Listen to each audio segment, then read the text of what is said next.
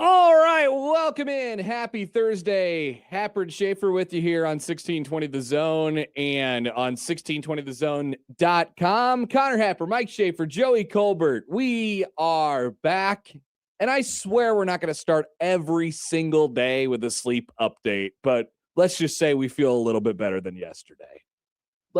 I'm just going to say that right off the top. Should we just give a score to it, and then maybe someday we can work for sleep number? Sleep score. Yeah.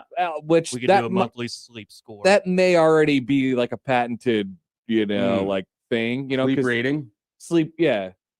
Sleep, you can't do sleep number either. But I'd say out of the possibility of me being, fully rested on the scale of 0 to 10, I'm at like a 7.5 for what I really could be at this point. Okay. Yeah, I feel good. We're back. I'll keep it at an 8. 8.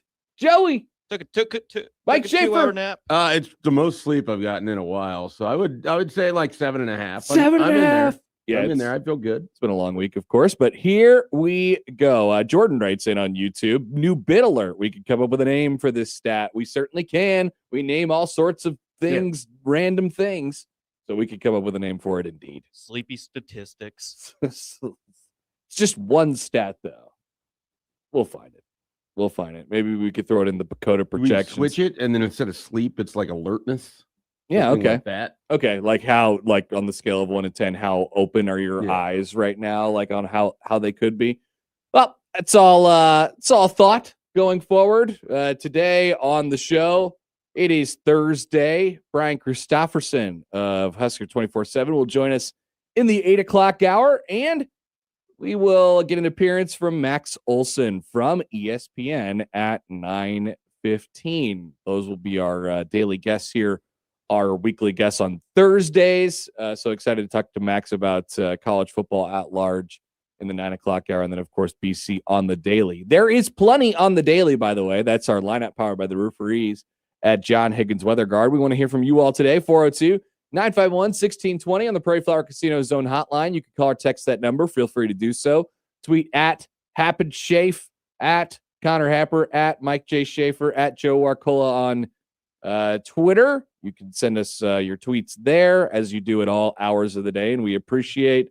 And you can email Connor at 1620thezone.com and Mike at 1620thezone.com. Thank you for those that have sent your emails. I have read them. You had a pile of emails from the last 4 days. I had a pile of emails and several from listeners, and I appreciate the early feedback, the early emails. I have it open as we are doing the show now. You also realized something about your email. Yeah, it was previously used not by Stibbs, which was, I'm pretty sure, Stibbs at 1620 The Zone. Yep. It was the old email of a former higher up here at NRG. Buddy. Is that how he went by? Yeah. I never really engaged with Mike Thompson. So yeah, he's the one who created 6A to 6B. Okay, yeah. Yeah. And he said buddy a lot. No, I remember he had the top fan competition. So you had all of the emails that were supposed to go to him at any point after the day he left NRG Media, which was several years ago. 2019. Yeah, this is several years ago at this point. He was gone before I got here, which has been 4 years. That's what I thought. And so I was super confused as to why there was emails into 2022. Yep. You had 5 years of emails. Yep. That were intended for Mike. I read none of them. At 1620thezone.com. Those didn't get read. Everything that started from Sunday on, I read those. We could have done Schaefer at 1620thezone.com, but there are multiple ways to spell Schaefer. Yeah, people really struggle with spelling Schaefer. And so I think that's the way you got to do it. It wasn't a decision, like it was much like you, as a decision that was just made for me when I got here, that it was just going to be Connor at 1620thezone.com. Well, I think they want to go first name. Probably. It's nice and it makes sense. But there's multiple ways to spell Connor. And I feel like Happer would have been more unique / that's what they're going to end up calling me anyway. If you had to change the spelling, what version of Connor would you accept instead of the one that you have currently? Well, I've always been such an anti-ER guy because we've had a rivalry over the years. One of my best friends you didn't like George Clooney and medical shows. No, not that ER. One of my best friends is a Connor with an ER. Oh, okay. And we've butted heads over this over the years.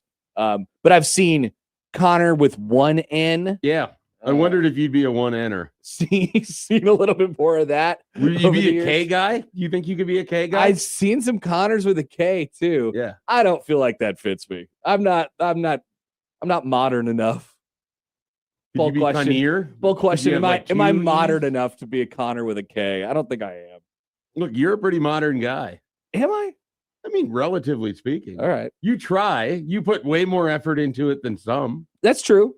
Like you're not an old willing to man. just like cede ground to the youth. Yeah, that's true. So I don't know how many more years left you have of fighting that battle, but I mean you're at least in there. I'm getting ready to give up. Yeah. I mean, I remember when Josh Peterson gave up. And then you'd get these texts from him and it'd be about the youth. And then he became old. And I was like, hey, you made fun of me for this. And he's like, well, yeah, but you started 10 years ago. And he had a point. Soon enough, it'll be Matt McMaster. He'll be giving up. It'll be a while. He's a long way. It'll be a while. He is a long way. Every crossover this week has reinforced, like, you know that there's a difference between you and the age of the person next to you. And then it is reinforced in ways you're unexpected every time. I know. It's always surprising. It's always surprising to me. All right. So email Mike at 1620thezone.com, which now has an occupant.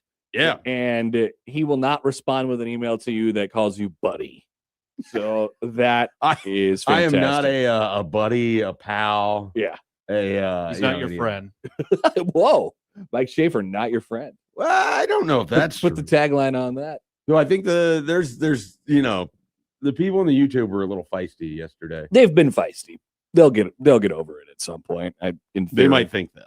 In theory. And we say good morning to the YouTube streamers who are alive and well this morning. Where Sicilian says, you all look and sound tired. I think that's mostly just a 6 a.m. thing, like given that we haven't spoken words probably to people before we got here. I feel fine. Yeah. And we'll loosen up. This is just how I look as we go on throughout the show. Exactly. This is just how I show up to work. Exactly. Joey's got his Celtics are the balls shirt on. Yeah, they are playing the Heat tonight at 6:30. Do we get a Rich Bisaccia update yet today? Is he fired yet? No, not yet. And I saw a clip from I think it was from a podcast, and the headline, confidence in Bisaccia. And did you click? I haven't watched it yet, but it sounds like they might want to keep him. Oh no! This feels early for our update on. Yeah, I know. I just I have to listen to it. I figured we were pretty man. I figured we were pretty on edge about it, so I had to knock it out early. I do have a question for Joey. Are all your favorite professional sports teams, or they wear green? Is that their overarching? Are you a Dallas Stars guy? No, I don't have a hockey team. I don't have an MLB team. Oh, okay. Who would be a green MLB team? The A's, the artist formerly known as the A's. Yeah. Yeah. Well, they can't even be the A's anymore. Apparently not. No. When they go to Vegas. Yeah. But I really don't want them to be the Las Vegas Baseball Club. No, they'll figure out something stupid. Something like, that they're trying to force. Down. Yeah, it'll be something stupid like that. Of course. That's so bad. Although I will say this, as against the move to Vegas as I am, just for the people of Oakland and A's fans forever and ever, like our dear friend Michael Bruntz. I am very, very excited to go watch a game on the Vegas Strip in the coming years. But then, because I stay at the MGM Grand anyway, that we just go over across the street. I wear my Royals shirt, and then we watch the Royals play whatever baseball team is in Vegas. Will you make a trip specifically to Vegas in the time of which baseball season is? I'll probably you're normally there before it starts, and you're normally there after it ends. So March and November are the Happer months of Vegas. I could probably change my March trip over to April trip. And then of course Creighton will be in Vegas for the next 100 years. Playing in the Crown? They could potentially be playing in the Crown, but 2 weeks of the that would be in NIL April tournament. For the record. Yeah, but no, yes, I know. I'm well aware. Nebraska's wins in April. The mega NIL tournament, of course, which will never die and will only expand. That's in November. So correct. That's what I was saying. Will that be a field of 32 teams? Oh, it's going to be. I bet by 2028, it's going to be like 132 Oh teams. my goodness. Seth Davis. All of the teams in basketball play in the NIL tournament in Vegas. He wants the biggest NCAA tournament we could possibly get. But they have it in November. Even though this is the new November. in-season tournament, the real in-season tournament. I'm not sure how Seth Davis feels about MTEs. I really don't. I know how he feels about the NCAA tournament, and he's trying to just takes the side of the NCAA every time, which I always think is odd. You know, I didn't know the NCAA needed a white knight, but he's there for him. Okay.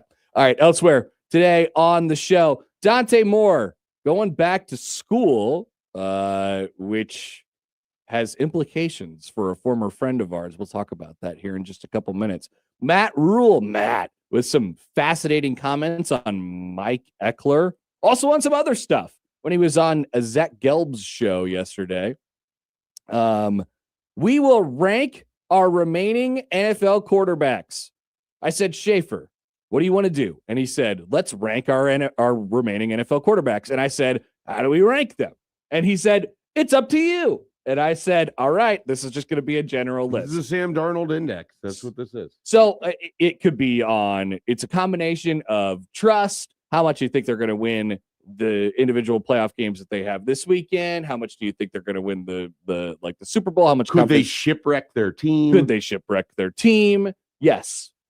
So we will discuss that today on the show. And Ndamukong Suh, the best player of my generation and yours to wear a Nebraska uniform, is going to the College Football Hall of Fame. He's the first of several Hall of Fames. Yeah, he's going to end up in a lot of Hall of Fames. Yeah. And the College Football Hall of Fame is the first. Nebraska adds a quarterback to their room. Somebody, our dear friend Debo in the chat asked a question about Austin Swartz yesterday for the Jays, so we could bring that back up. And then overnight, a couple things. Well, overnight for us anyway. John Harbaugh headed to the New York Giants, the New York Football Giants, which I don't know. We were talking about it a little bit before the show. Seems like not a half bad landing spot for him. Also, I'm sure this one you did not catch. Maybe you caught the John Harbaugh news, but did you hear this? Creighton baseball is headed. So they're going to play Xavier on the final weekend of the regular season. They played them here last year. They're there this year. The series opener of that game will be at Great American Ballpark. There you go. You get to go there. Of the Cincinnati Reds. We just talked about it. You can tell me if I'm wrong. I may do a game at a Major League ballpark. That'd be pretty cool. I may do a game at a Major League ballpark this year. And then Skyline Chili. I think so. Because have you ever had it? So Tom in Cincinnati, he came back at some point and brought us a can. Mm-hmm. And I used it over the holiday. I used it over break. And I figured it wasn't the greatest, obviously it wasn't the greatest first impression. Right. I wanted the experience, but I still didn't mind it. Right. I liked it. So I felt like that was a good choose it all the time. I feel like it was a good first impression. Yeah. But I don't have the visceral reaction that others seem to have. Yeah. Okay. So I might be getting some of that. And then it might be a long time in Cincinnati because the week after that is the Big East tournament at Prasco Park. Could you be doing shows from Cincinnati? I could be in Cincinnati for 2 weeks. That'd be wild. Yeah. I'm just here and you're Cincinnati Connor. And I believe that is the Eastern time zone. Do you think we can get Zach Taylor on the show? It is in Cincinnati for 2 weeks. Yeah, maybe we could go find him. Yeah. There's plenty of. I doubt Joe Burrow will come on the show. We could talk about Nebraska with him. He has some feelings on Nebraska. He does. But maybe they're gone now because he's become a successful NFL player. No, they're still there. it's come up. And I gently pushed back that he had the opportunity to join Mike Riley's Nebraska when they sought him out after Mike Riley got here. Somehow that never makes it in the story that gets told. They are not. Somebody asked on the YouTube if they were playing the Royals. No. So how they're going to do it is they're going to play. There's a Reds Nats game on the Thursday at 12:40, and then Jays Musketeers will begin about an hour after that. 30 to 45 minutes after. You'll that. You could see. You'll watch the MLB game. Go see Reds Nats. Uh-huh. To go watch the CJ Abrams. somebody. And James Wood, good. Yeah. So and Dylan Cruz could be good. Yeah. That's about all the Nats starters that I can name. There's some Reds guys, right? The Reds. Oh, yeah, no, the Reds. I mean, the Reds made the playoffs. The Reds made the playoffs. People forget. The Reds made the playoffs. They have good pitching. They have Terry Francona. He's our manager. Brady Singer. Yep. You could talk to Brady Singer and be like, Brady, what went wrong in Kansas City? Yeah. And I don't know. Why are you not there anymore?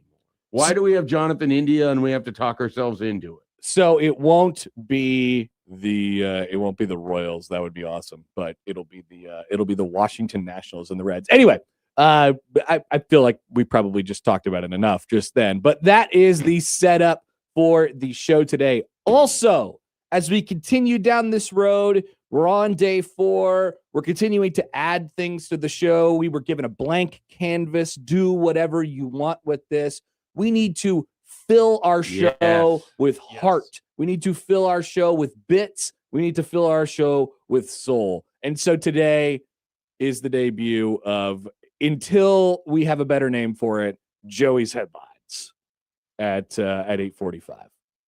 Which I like it. I am very 7:45. I am very okay. 7:45. I thought we were breaking up the guests with some Joey. No. Joe Arcola. No, we like to, sit in the middle there. Hey, so you pronounced it right. We're gonna go 7:45 on Joey's Headlines, and we're still looking for new bits and things to do and things to fill up our beautiful home with every single day. Schaefer's the idea man. We are the idea refiners. All right. So thanks for being along with us on this Thursday morning. Appreciate y'all. We'll be back and start things off with a little bit of Dylan Raiola talk. We didn't think that Dante Moore was going to go back to school. We didn't think, and nor I don't know about you, Schaefer. I still don't think it makes a whole lot of sense for him, but he is. He's going back to school, and Dylan Raiola is sitting on the bench. This changes things for young Dylon next year. We'll discuss that after this on 1620 The Zone.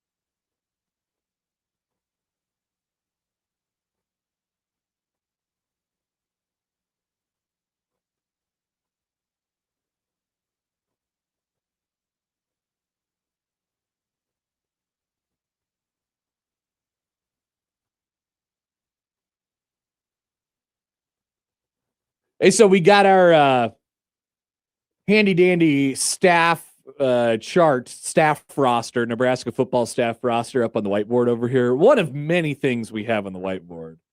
And the whole staff is filled out. And I said, oh, I better put in Corey Brown along the defensive line. He's the one spot that is left. I almost had to, I'll probably have to delete, it seems like, Mike Eckler off there. Yeah, maybe. From what it seems like. Well, we'll see. But the defensive line spot is still open. We assume it will belong to Corey Brown, but it continues to not belong to Corey Brown, at least at this moment. And I continue to think it's weird. It is odd. All those accounts that exist have told me he's already been hired. I don't have the press release.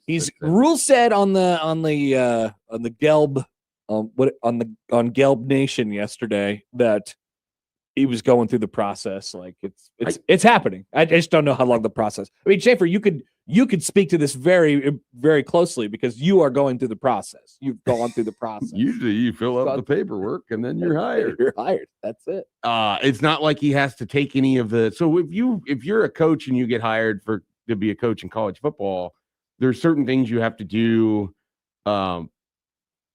to acknowledge like the recruiting and all of that. Like there's extra steps. Oh, yeah. Coming from the NFL or the high school ranks or whatever.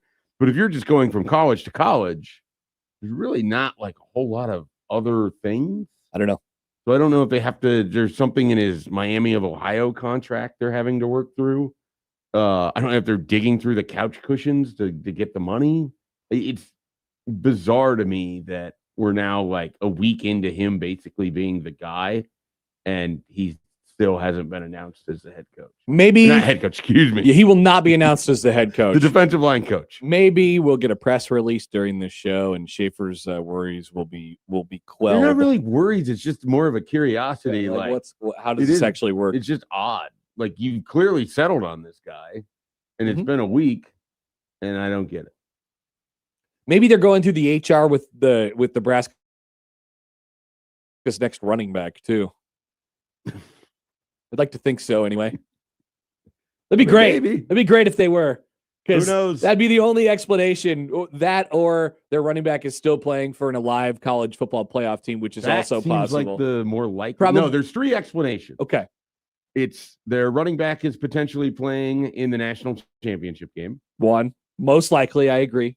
They love their running back room, and so they're not interested in adding anyone. They say that sometimes. I don't know if I believe them, but yes, they say that.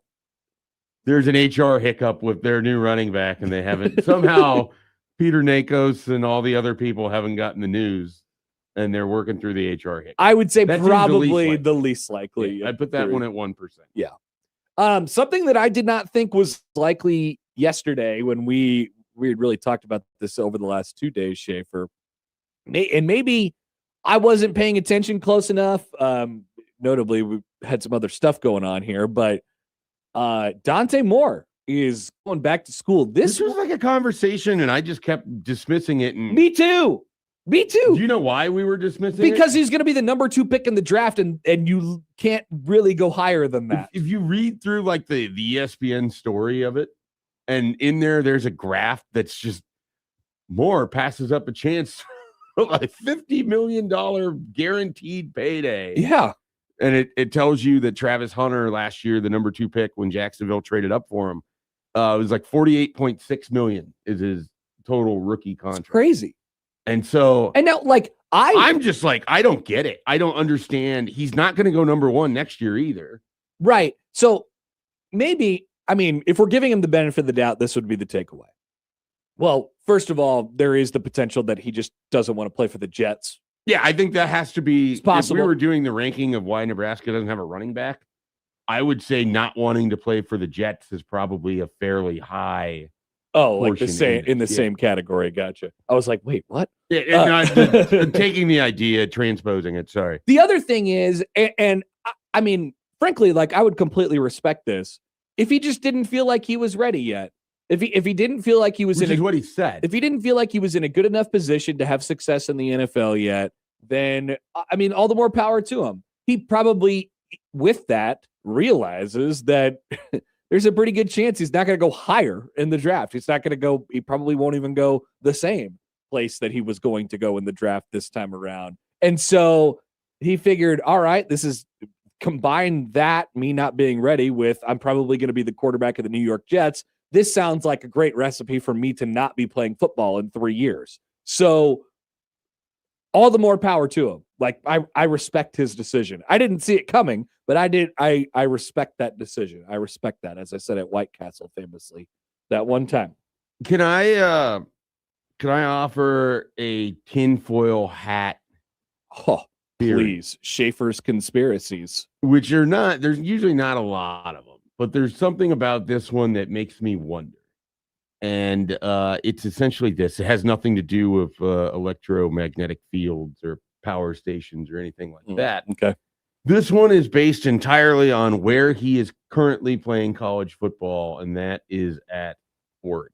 Right. Which is famously a Nike school. It is. Which is famously run by Phil Knight in almost all capacities for the athletics, which also famously has not won a national title despite all of the money that has been pumped into that program. Mm-hmm.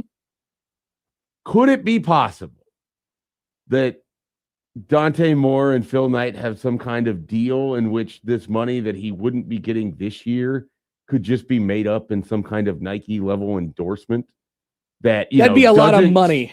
Doesn't structure. Yeah, I mean, I would assume the payout structure of it would be whatever they would agree to. But in this theory, what's the per year deal on rookie contracts? Is like 18. Well, so it's a 5-year deal, so it'd be about like 20 or less. No, it'd be less if it's a 48.6. Yeah, let's just say it's 50 over 5, so it's 4 years, so it'd be about 12 million. Okay. So let's say $12 million to play in college. Yeah, but let's say that they can structure it so it's through Nike. And maybe it doesn't necessarily take effect until he's no longer in college, so it doesn't have to go through NIL clearinghouse or anything. Oh, yeah. And then he's just this massive brand endorser of Nike right away. I look, I'm just throwing it out there. I'm not saying that this is 100% what's happening, but am I assuming that old man Phil Knight, desperately wanting a national title at Oregon, viewing it as we have a chance to have the best quarterback in the country, and they have a good roster coming back. Coy Parrish is people forget is going there. Backup quarterback Dylan Raiola. They have other guys from the portal that are visiting this weekend, and it looks like their portal class is going to be very good.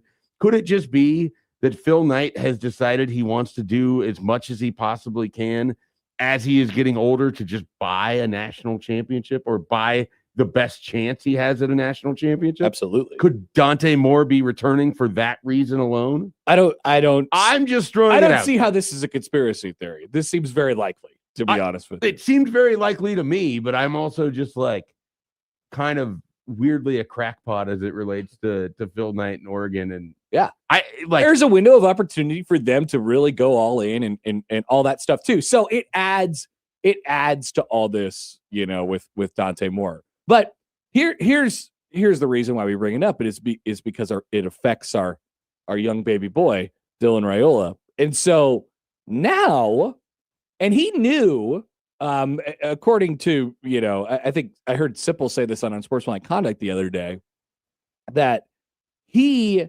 was basically offered two separate deals, two contingency deals by Oregon. One if Dante stayed and one if Dante went. And whichever one happened, that one went into, went active. And so he knew that this was at the very least a possibility and probably more likely that it was going to happen. So he signed up for this. And with that, I think you have to view the Dylan Raiola thing a little bit differently now, or the whole image of Dylan Raiola a little bit differently now.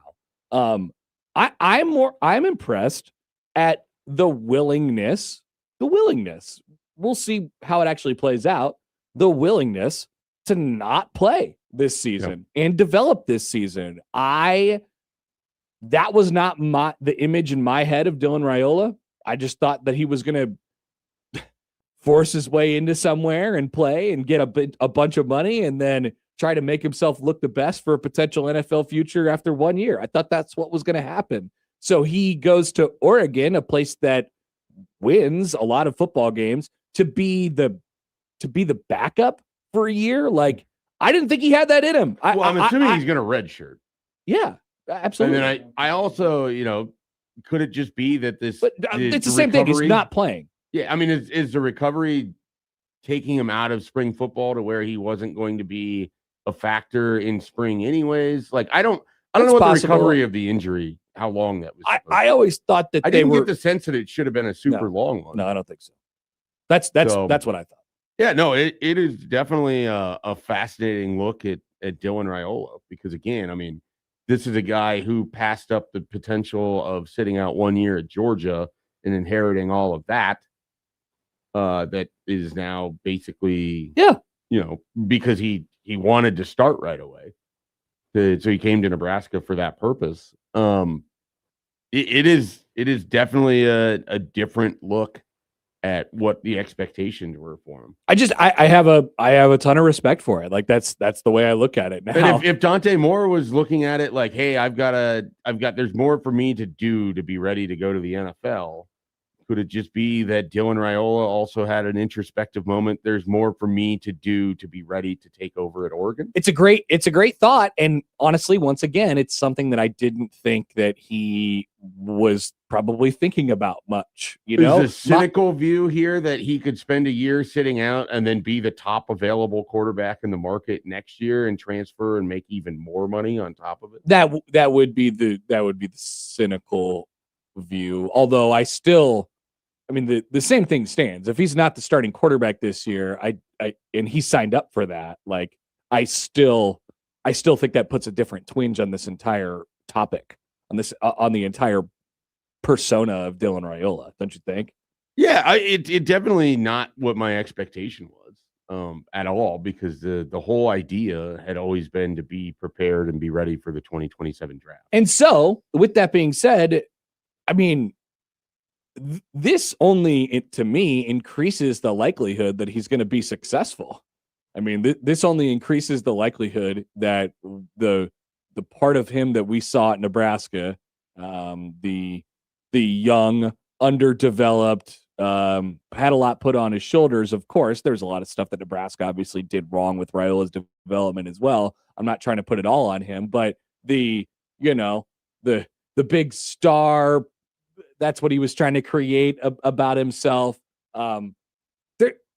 Maybe that's over. Maybe he goes to Oregon, is the backup quarterback, takes a red shirt this year, develops behind the scenes, does so quietly. His star fades. And then in 2027, he's Oregon's starting quarterback with a chance to, light it up for 1 year and go to the NFL draft and be exactly what everybody thought he was going to be coming out of high school. And none of it happened because of Nebraska. None of it happened because of his. That's what everybody's worried about in the first place, right? That he goes to Oregon and he has success, and people look at Nebraska and say, "What's wrong with you?" And that's what I expected to happen. I think the likelihood of it just went up about 300%. Yeah. Now, my brain is already excited to concoct scenarios in which Dante Moore struggles early, and then the Oregon fan base is put in Dylan, and they have their own weird controversy with that. Sure. I immediately was, because we don't know how many games a red shirt is going to exist for. Well, it won't be, that rule won't go into effect this year. So let's say, does Dan Lanning, petty Dan Lanning, as we know him, does he make sure that one of the 4 games available for Dylan is the Nebraska game? Yeah. I mean, that's what PJ did with Malachi Coleman last year. Yeah. Who's going to Wisconsin. Uh-huh. So yeah, I'm intrigued by a lot of what could happen here with Dylan. And I already thought he was going to be successful. I didn't know that there'd be a year sitting out to get there, but I don't know that I did. I think a lot of people were just so ready to be done with him. Yeah. That it maybe, I just think there was a lot of stuff there that I don't like, as a, not only a quarterback evaluator, but which I'm not a quarterback evaluator, but if I'm putting my quarterback evaluator hat on, and then if I'm putting Is it a my hat or a visor for you in that? visor, whatever it might be, and then if I'm putting on my like coaching, how does he get along with people, and how does that whole persona and personality look and work? I'm like a lot to not like there too, and there's a chance to take care of this at least a little bit, or image rehab. So that's my last question to you, Schaefer. Is this Dylan Raiola planting the seeds to have a bit of an image rehab at Oregon? Not only a quarterback rehab to where he could get better and becoming the NFL player that he wants to be, but also an image rehab. I think it looks awfully good for him to be able to take that and sit a year and say, yeah, I did my time and I learned, and now I'm a better person and quarterback for it. I just have a tough time with this because I don't have the same feeling that you're coming at it from. Like I don't put as much on Dylan as others have. I don't think it was as toxic as people did. I think that there's a world they could have run it back for a third year and had at least a reasonable level of success. So I think things would have had to have changed.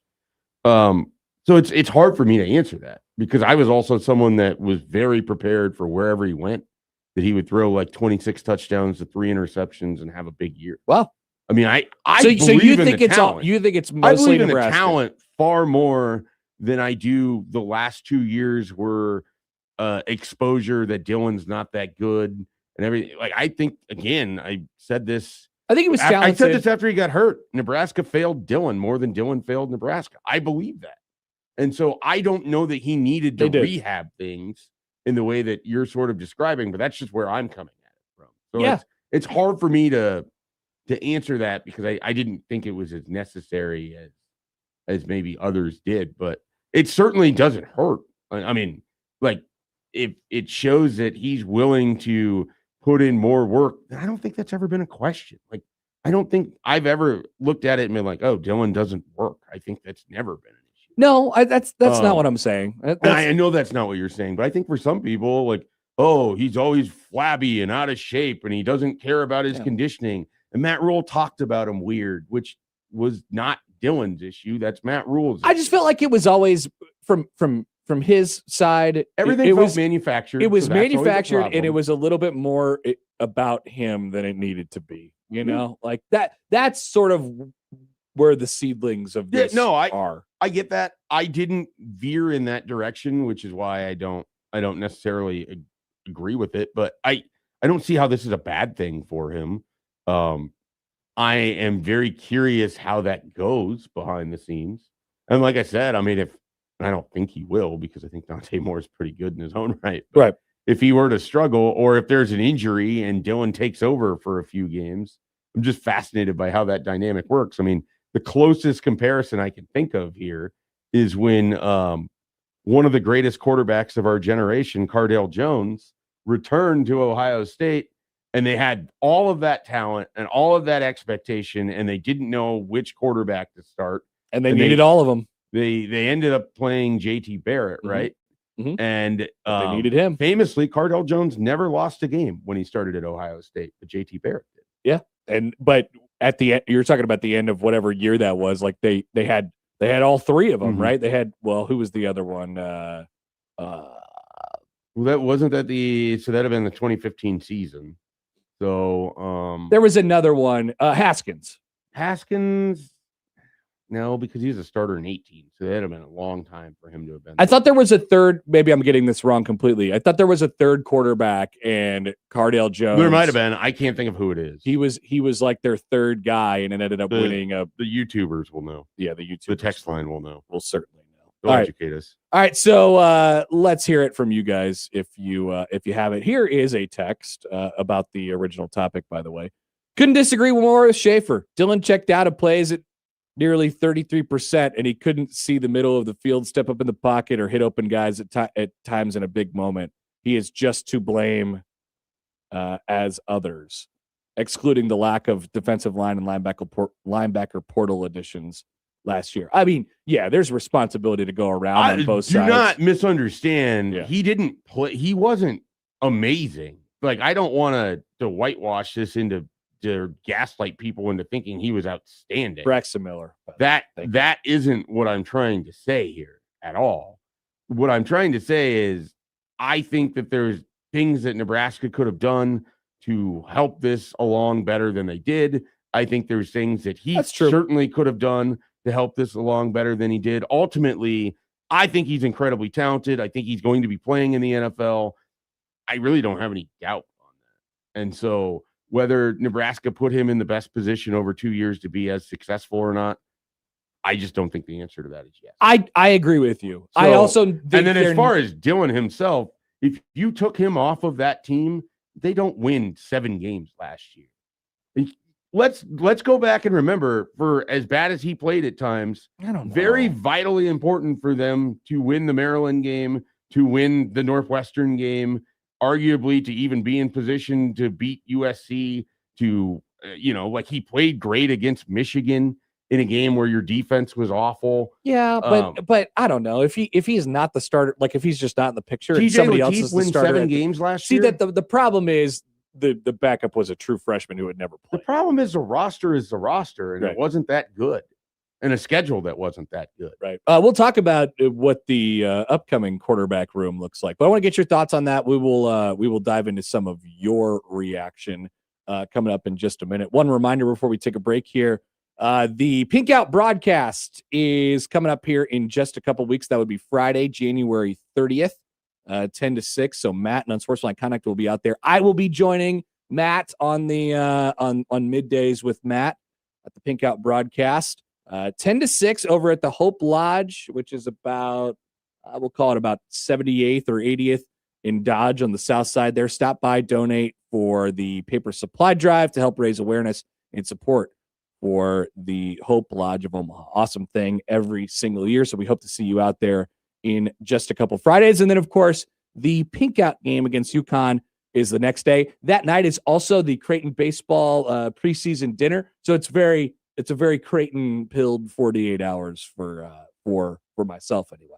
We'll take a quick break, back and round out the hour next on 1620 The Zone.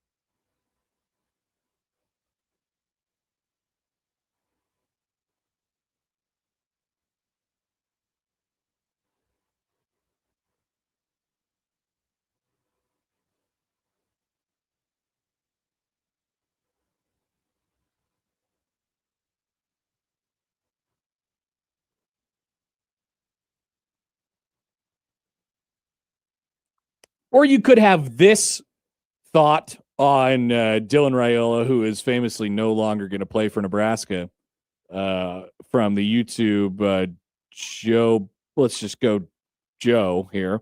I hate it how it does the ats now. And they used to put people's actual like names, usernames that they wrote on there. Like it would be a normal first name, and now it's the ats. And sometimes the ats don't make any sense to me. But that person says, for me, I'm a Husker fan.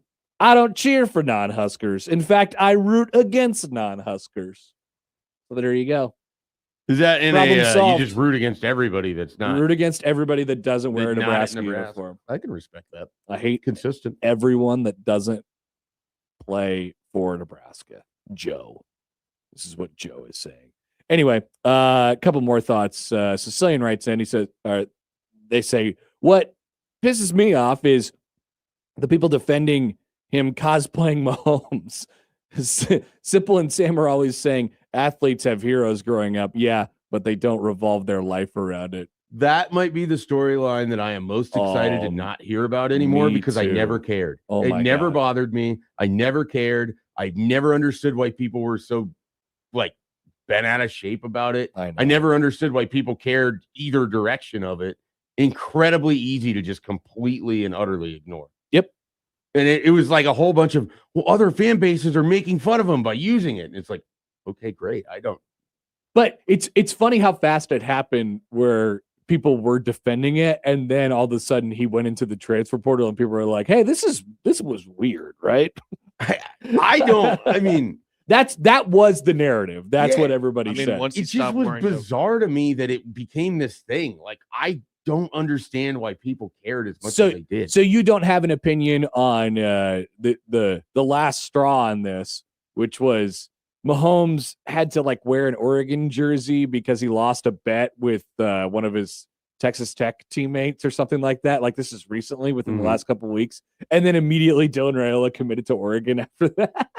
So like everybody saw this picture of Patrick Mahomes wearing an Oregon jersey online, and Dylan Raiola immediately committed to Oregon, which is admittedly pretty funny. Yeah. Ironic, pretty funny. Coincidental.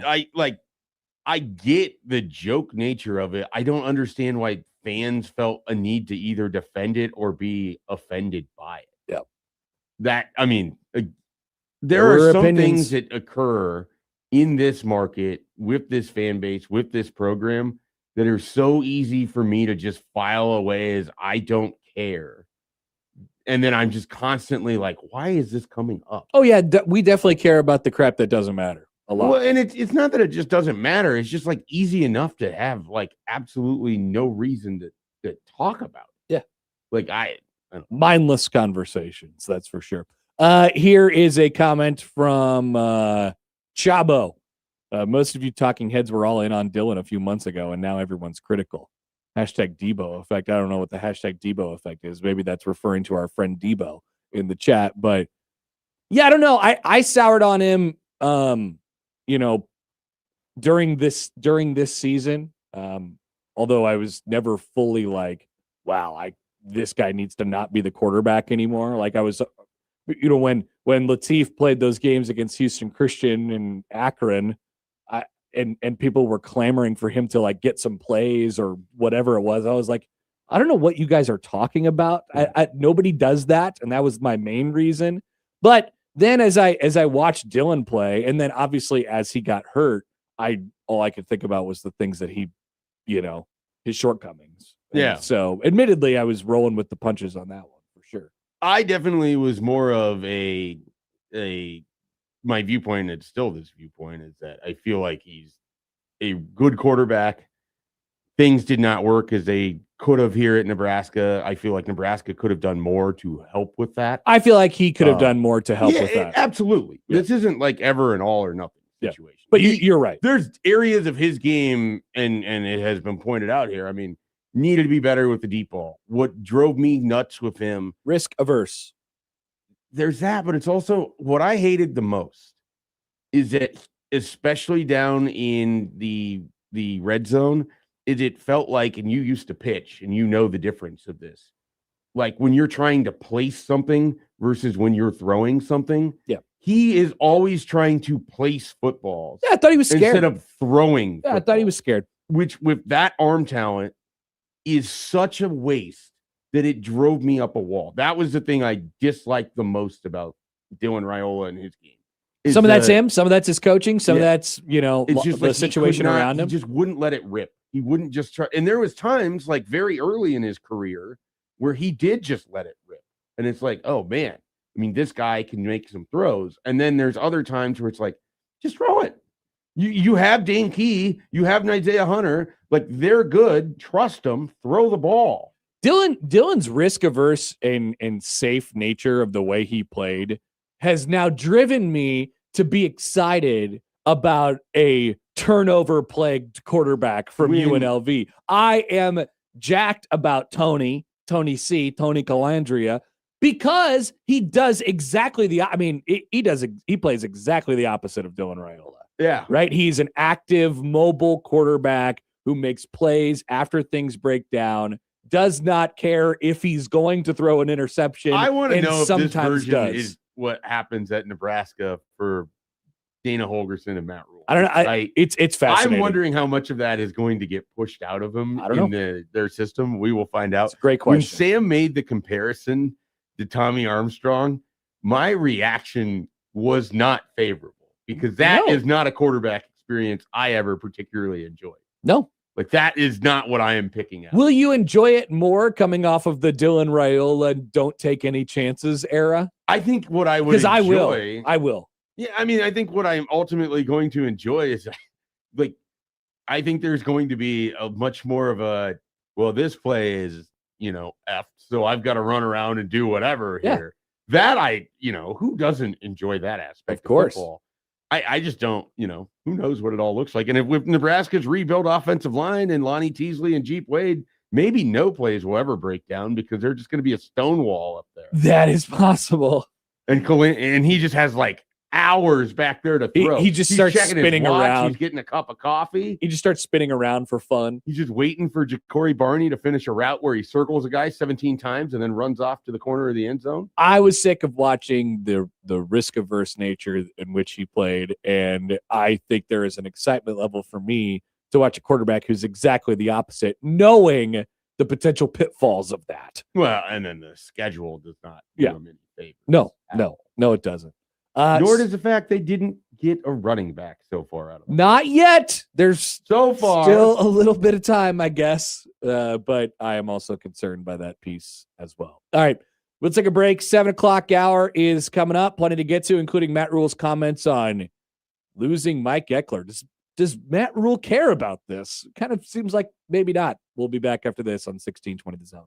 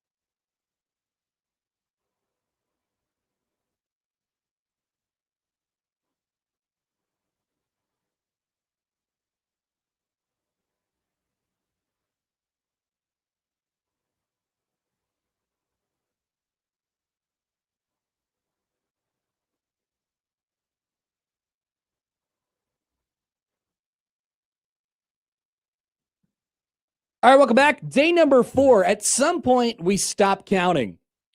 At some point, we just say it's Happer and Schaefer on 1620 The Zone and on 1620thezone.com. But probably for the first week, we count the days. Yeah. Speaking of counting, could this be a bit that we could consider? Can we count how many mentions going forward, let's say after this week, there are of Dylan Raiola? Ooh. Because we could help things out by just not talking about it. Well, I get it. Yes. Yeah. And by the way, I sense your frustration on the topic. No. That's not what I'm getting at. It's more of my frustration with, in a place like Nebraska, we still talk about Frank Solich all the time. We talk about Bill Callahan all the time. We talk about former people that were here all the time. And so I think it would be sort of fun to just have a running counter of how often he comes up in the morning show. I don't think he will probably get talked about almost at all after this week, because he'll go and he'll be the redshirt, backup quarterback. Yeah, we could just have a little counter and then we know. Unless there's something that gets said. We won't talk about him as much until when Nebraska plays Oregon. It'll be the week of, if he ends up playing, we're going to be talking about him a lot. Of course. But even then, Joey, like if when Nebraska plays Oregon, which I can't wait to take a peek at this, your beautiful, beautiful Big Ten schedule just to see when that's going to happen. But he's not going to play probably in that game unless they Dan Lanning it, right? Yeah. Which that there's actually a high percentage percentage. But it's still probably not going to be much of a talking point because Nebraska will be facing a different quarterback. You know as well as I do around here, people love revisiting former players, former coaches. Yeah. So I'm just saying, if we can still talk about Bo right now and do a full great segment. There's still people that would tell you that Bo should be coaching in college football, despite the fact no other program had this feeling. Yeah. None. I mean, they would tell you that right now, currently in 2026. Right. He hasn't been a head coach of college football in more than a decade.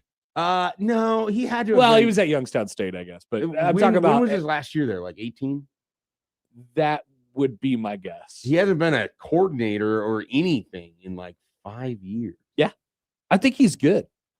He's good. And I think like college football is good, but there's a subsection of Nebraska fans. They're Bo leavers. They're never going to stop Bo leaving. Are you a Bo leaver or a Bo leaver?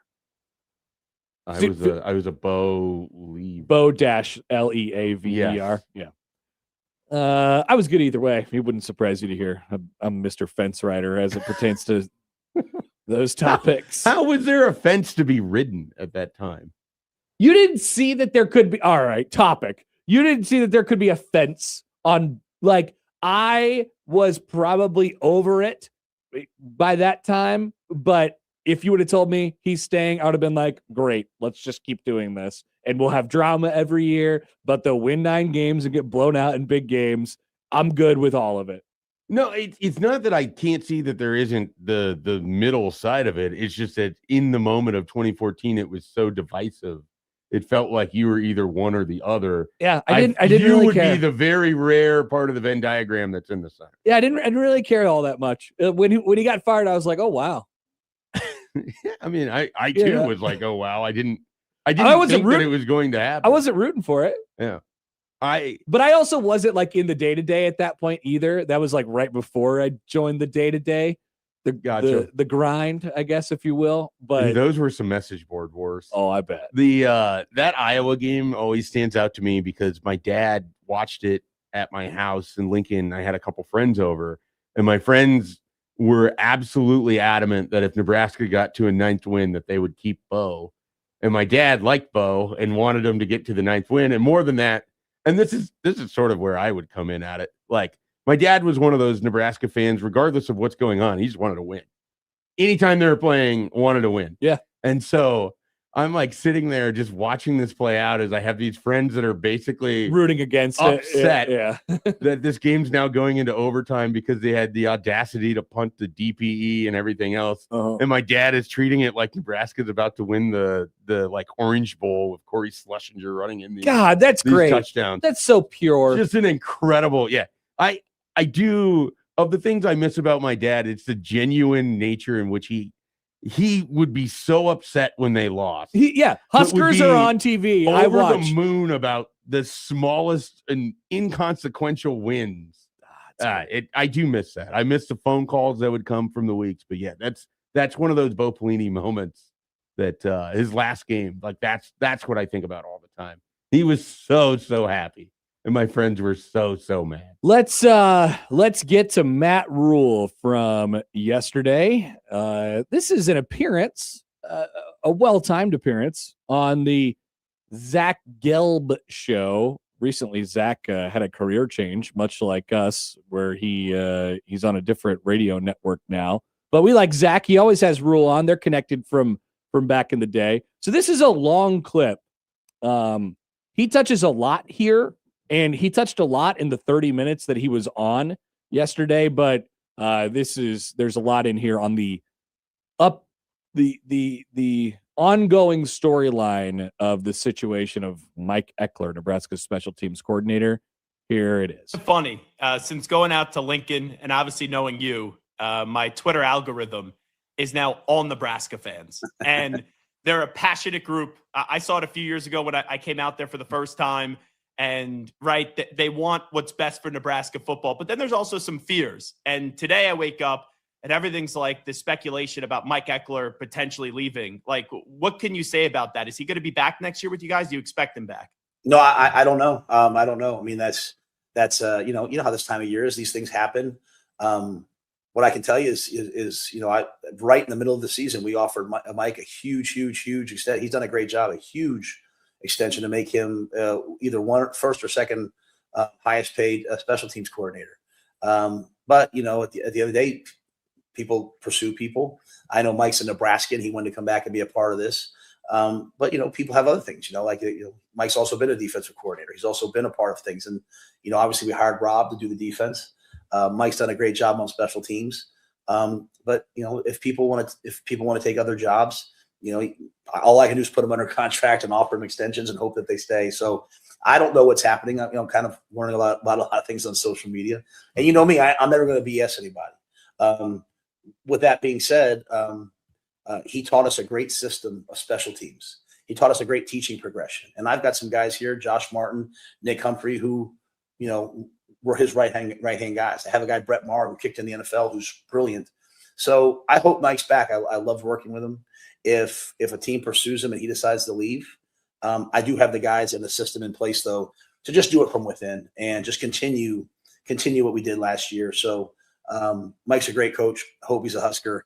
I brought him here to be here a long time. But you know what? There's a transfer portal for players. Coaches also have that same right. We build buyouts and all this stuff into our contracts. But if a guy wants to leave, and he can leave. And so, the thing I always say to everybody, though, is, I got here and Trev Alberts was a Nebraska guy, and he left to do what's best for him. And I love Trev. Mike's a Nebraska guy. He came here. He wanted to be here. If he leaves, he has to do what's best for him.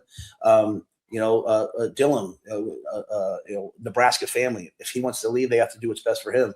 I'm just an old Penn State guy that, when I've had chances to leave, I want to be here. And so I think that's an important statement. Like, I didn't create the problem at Nebraska. My coaching staff, our players, they didn't create the problem at Nebraska where they were bad for a long time. But we've gotten us to respectability. Now we've got to get us to dominance. And so I'm only going to worry about the guys, who are here and want to be in the foxhole with them. And we're going to find a way to get this done. Okay. A lot in there. Definitely a lot in there. Wide ranging. Let's do the Eckler stuff first, right? By the way, Andrew writes in on Twitter at Happer and Schaefer, by the way, on Twitter, HAPP and SCHAEF.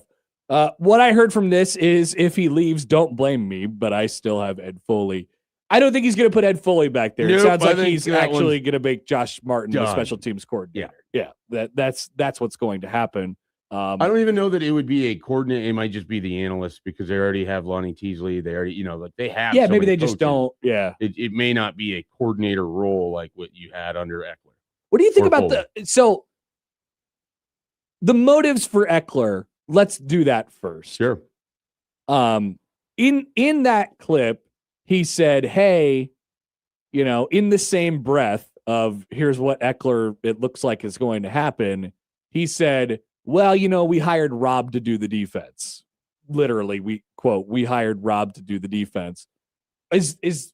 Did Mike Eckler want to be the defensive coordinator? Did Mike Eckler want to take on increased responsibility, and that's the impetus of all of this? Or is it just simply, and we say this in the past tense like it's happened, it hasn't. But it certainly feels like it's going that way, considering what Rule said at the very start, which is we offered him a contract extension and he didn't sign it. So it feels like the wheels have been in motion on this for a little while now. Yeah, I mean, I think that's accurate. We came on here, what was it, Tuesday this came up, and basically talked about it at that point in time, and I kind of said I think people shouldn't be surprised if that happens. Like, this isn't, you can talk about him being a Nebraska guy, and you can talk about that he came here because of his family, and I don't think any of that is what would keep him here. And so, and I also think I intimated at that time, because I had heard what Rule had basically said there, Nebraska tried to keep him. Yep. It would have made him the second highest paid based on the information that I had. Rule obviously said he wasn't sure first or second, but it would have been the second highest paid special teams coordinator in the country. And I think this comes back to Mike Eckler wants to be more involved with defense than he does just only coaching special teams. And Nebraska had to make a decision as to the level of involvement that they want there. Obviously, they had him do some stuff in the bowl games. We haven't heard that they're going to put him with linebackers again or anything like that. So there hasn't been an expansion of what his role is at Nebraska. The fact that this was all going on during the season tells you that, he was already looking at leaving. Yeah. Otherwise, he's signing that extension immediately. Well, I also think the big thing to note here, and maybe he does / did. Once again, we talk about it like it's in the past tense. It hasn't happened yet. But the fact your head coach is talking about it openly exactly makes me think that happening. Everyone knows that something is going to happen. Right. And so increased responsibility feels like it's an important factor in this case. I also think it should be noted that in the last 10 football seasons, he's coached at 6 different schools. Yeah. Like he's Tennessee was the one time that he'd really locked into a place for a while. And we all sort of thought, and then he left that for here, and it was like, well, he must be wanting to be here for a while. That's what we thought. And that's without really even thinking about it much, just reading the tea leaves. Oh, he wants to be here at Nebraska because of the family situation and whatever it might be. Like he's going to settle down now. He's going to be here for as long as they want him here. And something either changed in that regard or that was never true in the first place. So that feels like it should be noted on top of, maybe he just, I think maybe like it happened to Cignetti, right? Cignetti at one point in his career was like, I gotta bleep or get off the pot. I want to be a head coach one day, so I gotta put those wheels into motion right now. Yeah. Maybe he just decided, hey, I want to be a DC, or hey, I want to be a head coach, and so I got to do the steps that get me to that point. And there's nothing that Nebraska could do to save that outside of making him the defensive coordinator. And it might be as simple as that. Like he just decided that this has gone really well at Tennessee. It's going really well at Nebraska. He told people in the past that one of the things he wanted to do was just become the best special teams coordinator in the country. He wanted to really focus in and do that and not be, as involved necessarily with recruiting or whatever else. It was really to lock in and be this special teams guy. Maybe he felt like he accomplished that and he wants the next thing. Maybe. And that could be, I want to go back to being a defensive coordinator. He's a co-defensive coordinator at Indiana. He's been involved, in multiple of these stops coaching defense. He might feel like he can take a system that has worked at special teams and can utilize it as a defensive coordinator. If you're Nebraska, you can't make that bet. Like there's going to be a lot of people that are going to feel like if he leaves, Nebraska failed this situation. I don't know what else they could have done. I know. And that's not like some defense. I don't love your head coach going on a random show and talking about this the way that he has. So there's a lot happening here that I think is odd. we'll phrase it like that. But with what the information we know, with what I have heard, I just don't know there's much that Nebraska could have done. If you're willing to pay a guy what they were willing to pay him, and he deserved it, and I would be the first to say that he deserved it, and he's not going to take the money, what else is there? So there's two separate things I think going on. And we're having to grapple with this in our heads. Number one, right? Like he is, like Nebraska offered him this contract and tried to get him to stay and all these different things. And it looks like a red flag on paper if he were to say no thank you to all those things and be somewhere else next year.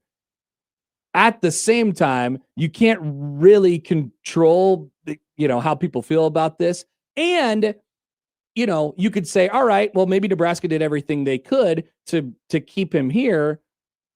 And still, it's weird. It will be weird when he's not here and Nebraska puts Josh Martin in charge of special teams, who's sort of like the roving fill-in guy, it feels like, on the staff. And you could think, well, I don't know how that's going to look afterwards. Yeah.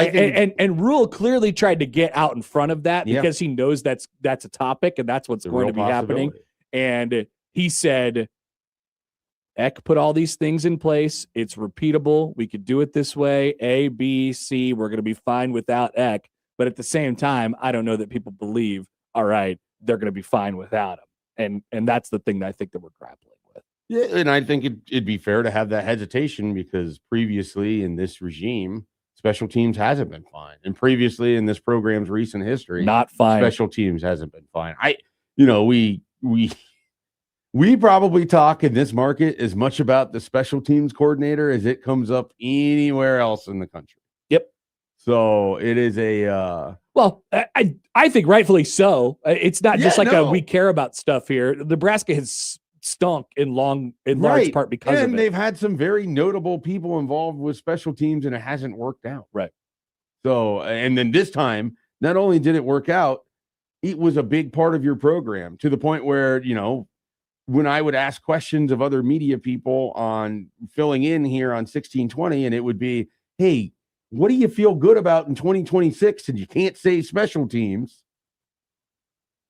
I'm purposely get a blank excluding that stare because that's like the thing that people can feel good about. Exactly.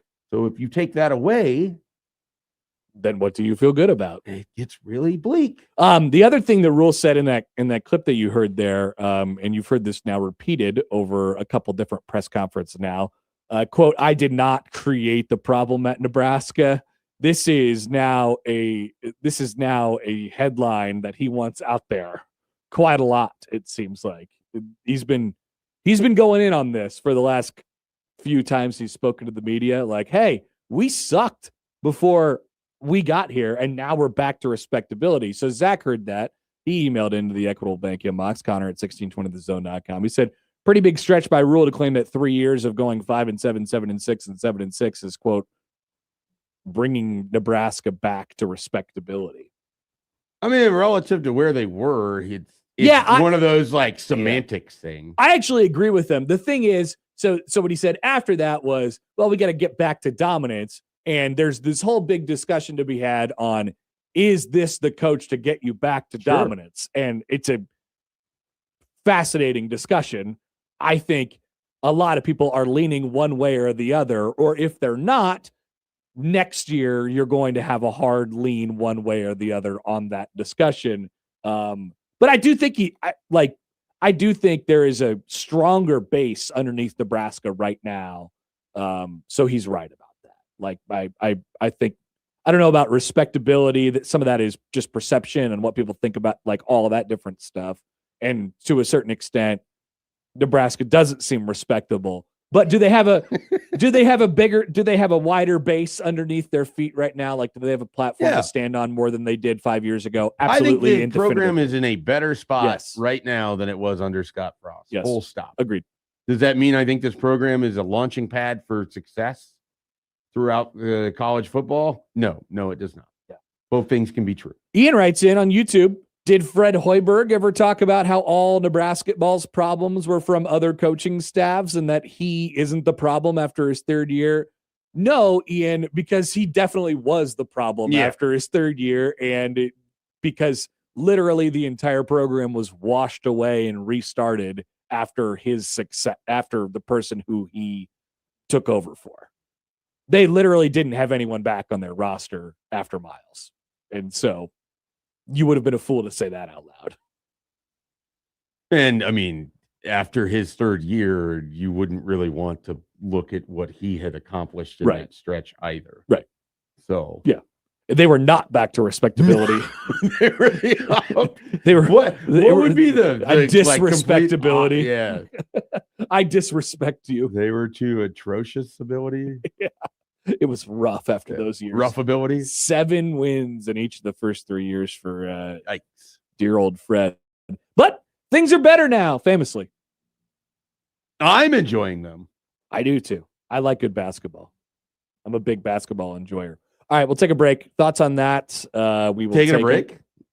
I have thoughts on us taking a break. What are your thoughts? We should take the break. I agree, but not before a message from us here at 1620 The Zone, where this week's half off deal is for Langfelt Overhead Doors. Get a $600 LiftMaster garage opener for just $300 on sale Friday at 9 at 1620thezone.com.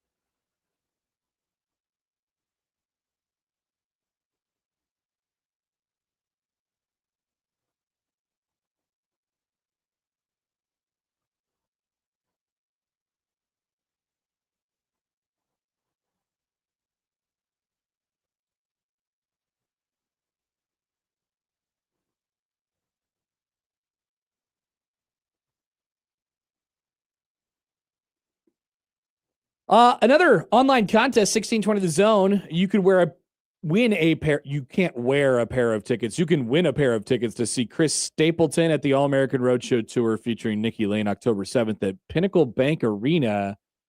Just go online and sign up. 1620thezone.com. We have a full slate of NFL playoff games this weekend. Mike Schaefer, Connor Happer, and Joey Colbert are all extremely excited to watch the NFL this weekend. I will not have to be at a college basketball arena near you or far away from you, for the record. I'll just be watching the NFL all weekend, and it'll be great, starting with Bills and Broncos at 3:30. What a way to start it off. Saturday.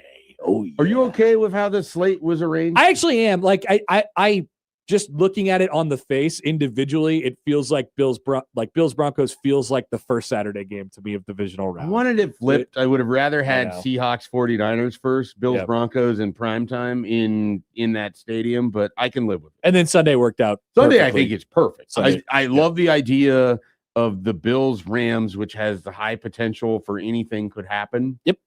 Being the final night or final game of the slate. Yeah, me too. But it works. You get your day started off with a little bit of fireworks between those two teams. So Plus, if you have the multi-TV set up, you get Nebraska Northwestern, and you get Or Bills and we were trying to Bring the convince. two TVs out. That's a possibility. We were trying to convince young Matt McMaster to take a road trip back to Chicago yesterday in the crossover. You were there to Nebraska Northwestern. He was very anti. That for some reason. I was trying to get the Amtrak schedule lined up. We were looking up what the bus schedule was. He could have gonna got be. back to watch. He could have got back He to could have watch watched the Bears his favorite game. teams play, and he just was very upset by this. Yeah, fascinating. I think he scared to was see them in mostly person. offended that I mentioned that he could take the bus. He was very anti-bus. Yeah, I don't know. And then he was telling us that 109,000 miles means his car doesn't work. Yeah, that was also another weird thing. I think he was just trying to find excuses It does feel like a lot of excuse making. at that point. But Maybe he just wants to watch football with yeah. us. Well, He wants to stay in Omaha. who wouldn't want to stay in Omaha? But anyway, on the NFL games this weekend, Schaefer and I have a long history of having differing opinions on quarterbacks. Long history of this. So I am fascinated to take these 8 quarterbacks that we have going into this weekend and rank them. What are the parameters, you ask? It's more of a general, all-encompassing, I think, type of thing. But we have to have reasoning. Do you trust this guy could win you a game? Do Yes. you think that this guy could lose you a game? Who's straight up better, upward mobility? Like, I think it's all. Who would you pick if aliens were coming over to take over the human race and you had to play a football game to save it? Who would you want at quarterback? Like Iguodala. Like, that's what Max Kellerman said that one time. Yes. Exactly. All right. So, the pool. Just in order. Josh Allen, Bo Nix, Brock Purdy, Sam Darnold, C.J. Stroud, Drake May, Matt Stafford, and Caleb Williams. Let me first say these are all unequivocally NFL starters. So this is not. This is a good There group. isn't like a random. There's a guy in here that doesn't belong. I found myself struggling at it's least a hard. little bit, and especially after 4. How to rank the bottom of it? Yes. Yeah. That's where I found myself struggling on this list. So we all agree that Josh Allen is one. Yes, Josh Allen is one. Joey. I agree. All right. So do we all agree on who's 2? I believe. I think we should. I have Stafford. Stafford. Yeah, I got it Okay. too. Okay. Do we have that? 3 I is think where it here's gets where hairy. goes off the rails. I think 3 through 8, you could have just about anything. Very specifically, there's 2 quarterbacks that have no chance of being 3 for me. Okay. Actually, probably 3. Oh, you're 3 quarterbacks that definitely are 6, 7, and 8. okay. You're a Brock Purdy hater, so that's one of them. No. Oh, you're a Brock Purdy lover. Oh, wow. there's other guys that I don't think are better than him. Okay, well, this will be a very interesting list. Yeah. All right. Number 3 for me at this moment on January 15th is Caleb Williams. I have Brock Purdy on the list just because he's proven to comfortably win playoff games. Well, of course he's on the list, but he's 3 on the list. Yeah, he's 3. Whoa. He's my third. That's what Do you have that? No, I have Okay. Sam Darnold at 3. Yeah, you're a I Sam trust the Darnold infrastructure. lover. I trust Sam Darnold. They're going to beat the 49ers. You on say it Saturday. again. Say it out loud for everybody to hear. I trust Sam Darnold. I trust Sam Darnold. I'll take the 28 wins, large sample size over the 2-game sample size. That's a lot of wins, that's for sure. So give me that. Not Give a me regular the season Seahawks. wins. Give me Jackson Smith-Njigba against that 49ers defense. Give me Sam Darnold at 3. Okay, so that will probably tell you a little bit about the kind of quarterback you like. So my guess for you at your 4 spot is Drake May. That is Drake May. Yeah. I didn't want to put him there because he hasn't played as much Yeah. football. You But like he's playing. all right, you like steadiness. He's You playing like good football. right. This is so. I'll just give away my 5. It was very much a Brock Purdy, Drake May, Sam Darnold debate for 3, 4, and 5. They were going to be the 3, 4, and 5, but I didn't. The order of it, you could argue any of that, and I could accept it. I went with my heart, which was Sam Darnold, instead of maybe my brain. And Drake May could have been my brain. And you could argue Brock Purdy, who I don't think is that like the Brock Purdy thing is, I don't think he's an elite quarterback, but I think he can certainly run Kyle Shanahan's off. definitely. So that's I think why there he's is at 5. a lot of guys like this. So here's my reasoning for taking Caleb at 3. Like, I think there's a lot of guys like this on this list. I think there's a lot of really good, solid NFL quarterbacks that you could live with, and they could be your quarterback for 4 years, and you could win a couple playoff games and probably never get to a conference championship game and win like 12 games a year. A lot of quarterbacks like this on this list. I just think Caleb Williams is like an elevator. Like so the first half of that game against Joey's Packers, in which they blew a 21-3 lead. Yeah. People You're forget. you're putting that guy Schaefer, third. the game is the game. It's not the first half and the second half. It's the game. And they won the game. That's how no, you they did finish. win the game. They won the game.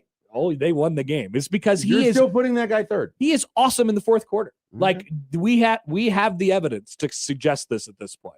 And when you're in a situation where all I these have teams are even, we have a bunch Very of great different anecdotal evidence of that, but okay. we have a bunch of great defenses. We have like even teams all across the board. Nobody really knows who's going to win. Give me the fourth quarter elevator. Yeah. It's like, is that statistically bared out over the season? I mean, I watch it happen with my eyes. Yeah, I I- watched it happen against the Vikings. Terrible, both fourth quarters this year. Like atrocious. Like less than 50% completion percentage. Couldn't get off the field, like couldn't stay on the field to sustain drives. So you're just throwing all of Caleb Well, no, Williams' he success had on the two Packers. incredible moments against the Packers, and I think like that's what people are leaving, or like that is what everyone is going into. Yeah, because it happened in the playoffs and they were down 21-3. Yeah, no, That matters. He's not 8 for me. I don't have him at 8. Okay. All right. He's out. I suspect we all have the same quarterback at 8, but maybe not. I don't know. Okay. I have Caleb at 3. 3. I have Drake May at 4. Mm-hmm. I have Who, Joe? You have I got Caleb at 4. You have Caleb. It just depends on what kind of quarterback we see out of him. If he plays up to his strengths, I would move him up further. But since we know he's a little inconsistent. Yeah, he's very inconsistent, but there's room for improvement for him. This is only his second year, but he is better than the 4 remaining quarterbacks I have on this list. That's kind of why I have him in the middle. Just can't really decide what kind of quarterback we're going to see that day. Okay. That's fair. And so my 5 is Brock Purdy. who I have at 5. I got Sam Darnold at 5. My 6 is Sam Darnold. I have Caleb Williams at 6. Okay. So 6. we flipped Caleb and Sam Darnold. And other than so that, far our list we has have been the same. everybody has been listed the same. We'll see who Joey has at 6. I have CJ Stroud at 6. Okay, so we don't all have the same 8th quarterback. He's not my 8th either. He's Oh, my okay. He's not my He's eighth. my 7th. My 8th is Bo Nix. I have Bo Nix at 6. I have Bo Nix at 8. Interesting. Drake May at 7. CJ Stroud has been awful since his first year. I have been a CJ Stroud I know. probably That's where a apologist. big- Like And I had to concede a win to you after his rookie year, but I kind of want to take that win back. I We argued about this a lot. because I just think there's something, we touched on this a little bit the other day. I just think something happens to these quarterbacks when they get with defensive minded coaches, and obviously it's not good for their development. However, if you put him in a situation like this he's in right now, where he has a great defense. He has an incredible defense, as does Bo Nix, for the record. So really, I mean, I'm not against, like, you could make an argument for both. Yeah, 7-8. But I have been a Stroud apologist just because I do think there's something there, and he's being hamstrung by the fact that he has a coach who doesn't know what to do with him. Okay. And Nix is always going to be inconsistent for me, but there's, like I made the same argument for Caleb, so Like, yeah, I mean, I think the fourth quarter thing definitely exists for Bo Nix, as it would for Caleb. My thing with Bo Nix is there are moments within the same game where he looks like he could be a top 10 quarterback and a guy who shouldn't even be starting. And it's like, how do you square this up? And there's enough of the first that you live with the second. With CJ Stroud, like, when it looks bad, it looks horrible. And now he's probably going to be down another wide receiver, which is bad. That's horrible news for, like, I don't expect them to win that game. They have a crazy. Well, they do. It's defense, because their defense is just I know is that good. But unfortunately, you will have to score points. So what did he fumble it 5 times on Monday? Yeah, he's put the ball where it's not supposed to be. Yeah, that's part of why he's 8th for me. Is I just think out of these guys, he's playing the worst football. Yeah, that's a good argument. That's why I couldn't have him higher. And the Patriots, like, I think they could make them look bad too, just like the Steelers did at times. Oh, definitely. I mean, we're looking at another 16-3 type of situation in that game. Like, the Patriots are going to win back-to-back games in which the total hits about 18 in the playoffs. We think Future's mad as Future's Matt's got to be all over this. No, but Future's mad that he doesn't have a bet, that he has to be in-game Matt here, and he's going to take the under, and they'll probably have like 2 fumble recoveries that flip it at the end. That's true. Yeah, it's going to be like the over's going to hit because CJ Stroud will in moment, Matt. Let's see what the total is on that game. 36. 41.5. Okay. So if you buy that down to 35, you could still you're playing a fair amount to buy that down.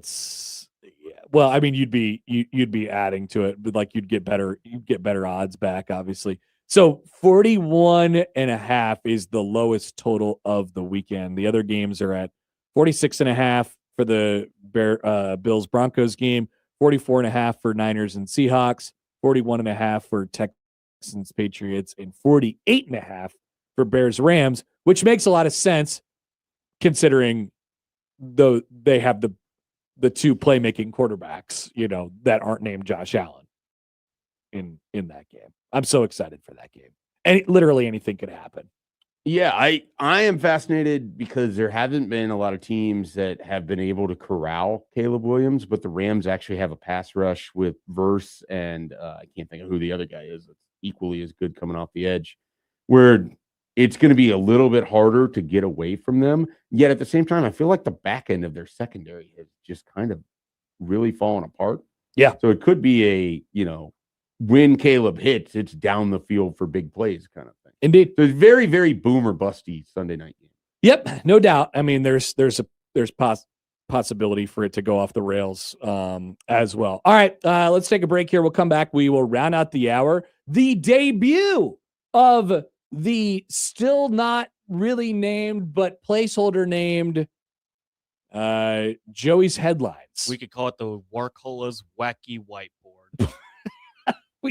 Radio alliteration will never die, ladies and gentlemen. Radio alliteration will never die. We'll come up with something. Either way, we'll be back after this on 1620 The Zone. But first, the football playoffs are here, as we were just talking about. Man, use this segment as your guidebook to make higher or lower picks this weekend on Underdog. And you could do it right now in Nebraska. Just pick up your favorite players. We'll go higher or lower on stats like touchdowns, rushing yards, receptions, and more. So for the ever polarizing Sam Darnold here on this show, Connor Happer takes lowers on Sam Darnold because this is a playoff game after all. Get those right, and you could win up to 5,000 times your cash. So what are you waiting for? Download the app today and use promo code HAPPER1620 to score $75 in bonus entries when you play your first $5. Promo code Happer 1620 with Underdog. Big picks, win money. Must be 19 plus and present in Nebraska.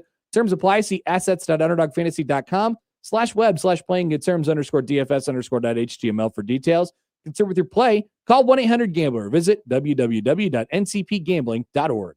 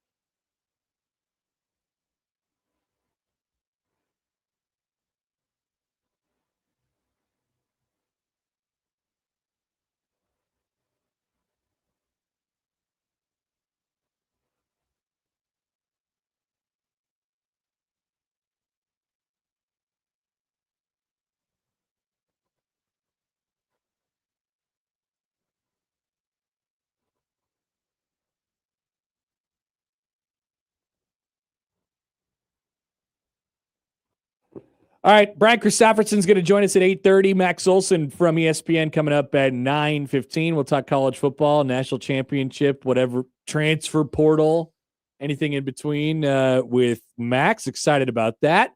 But our very first, they call them in radio benchmarks.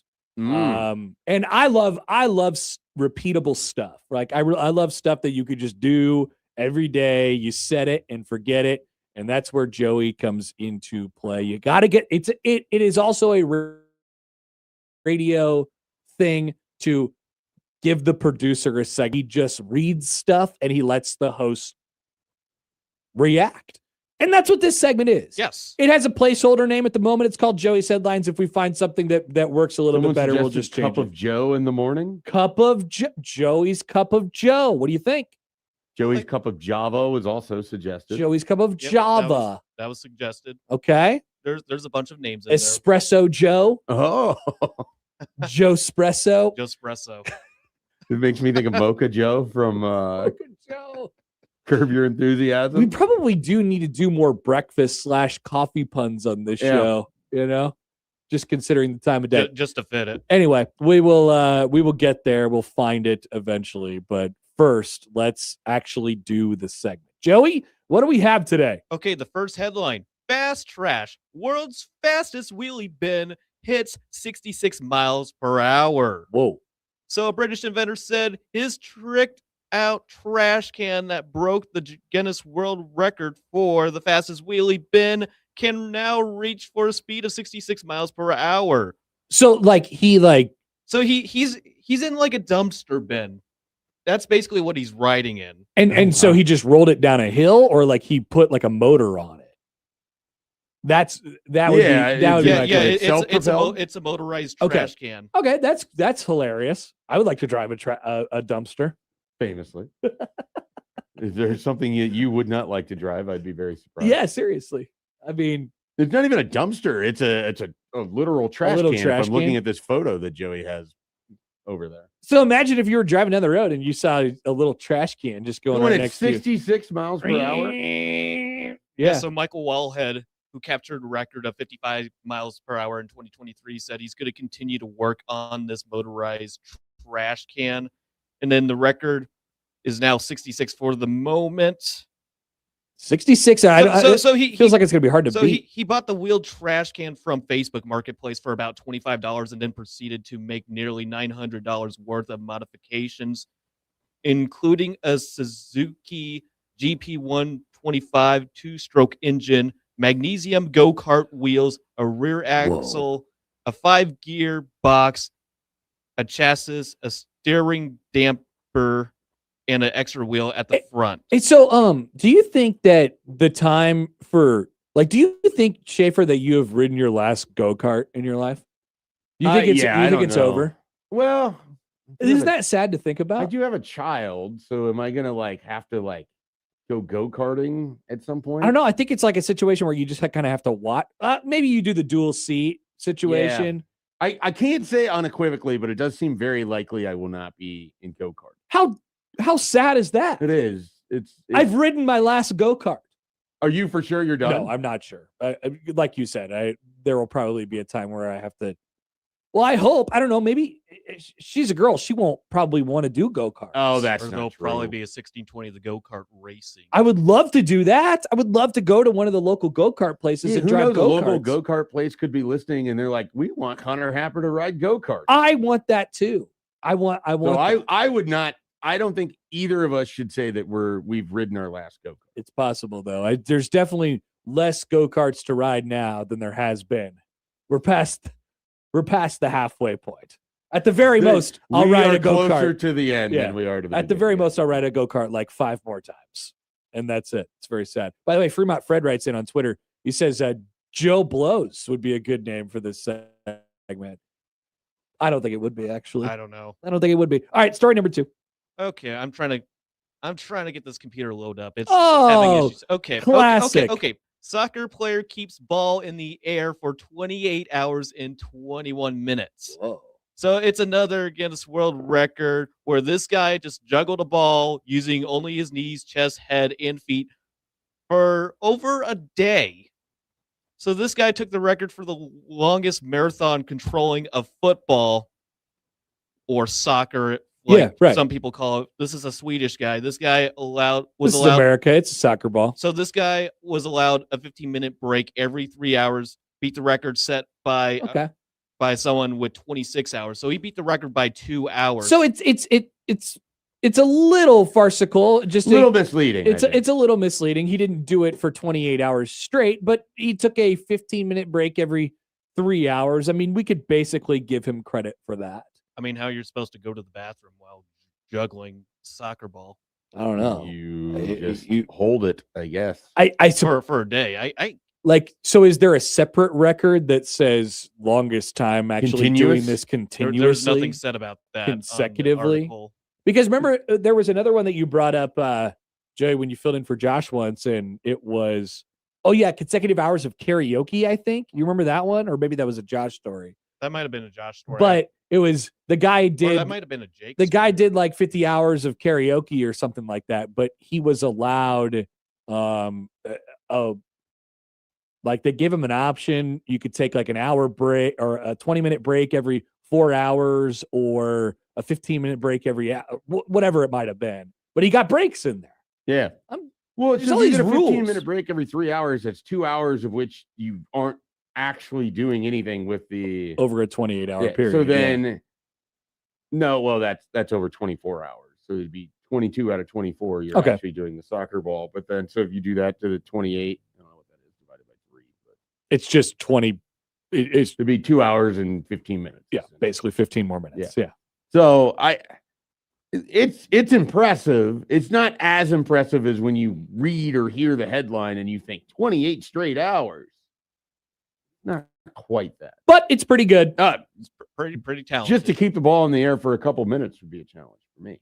And what else, Joey? One more. Okay, a bear evicted from California crawl space may have found a new home. And no, I'm not talking about the divisional round against the Los Angeles Rams.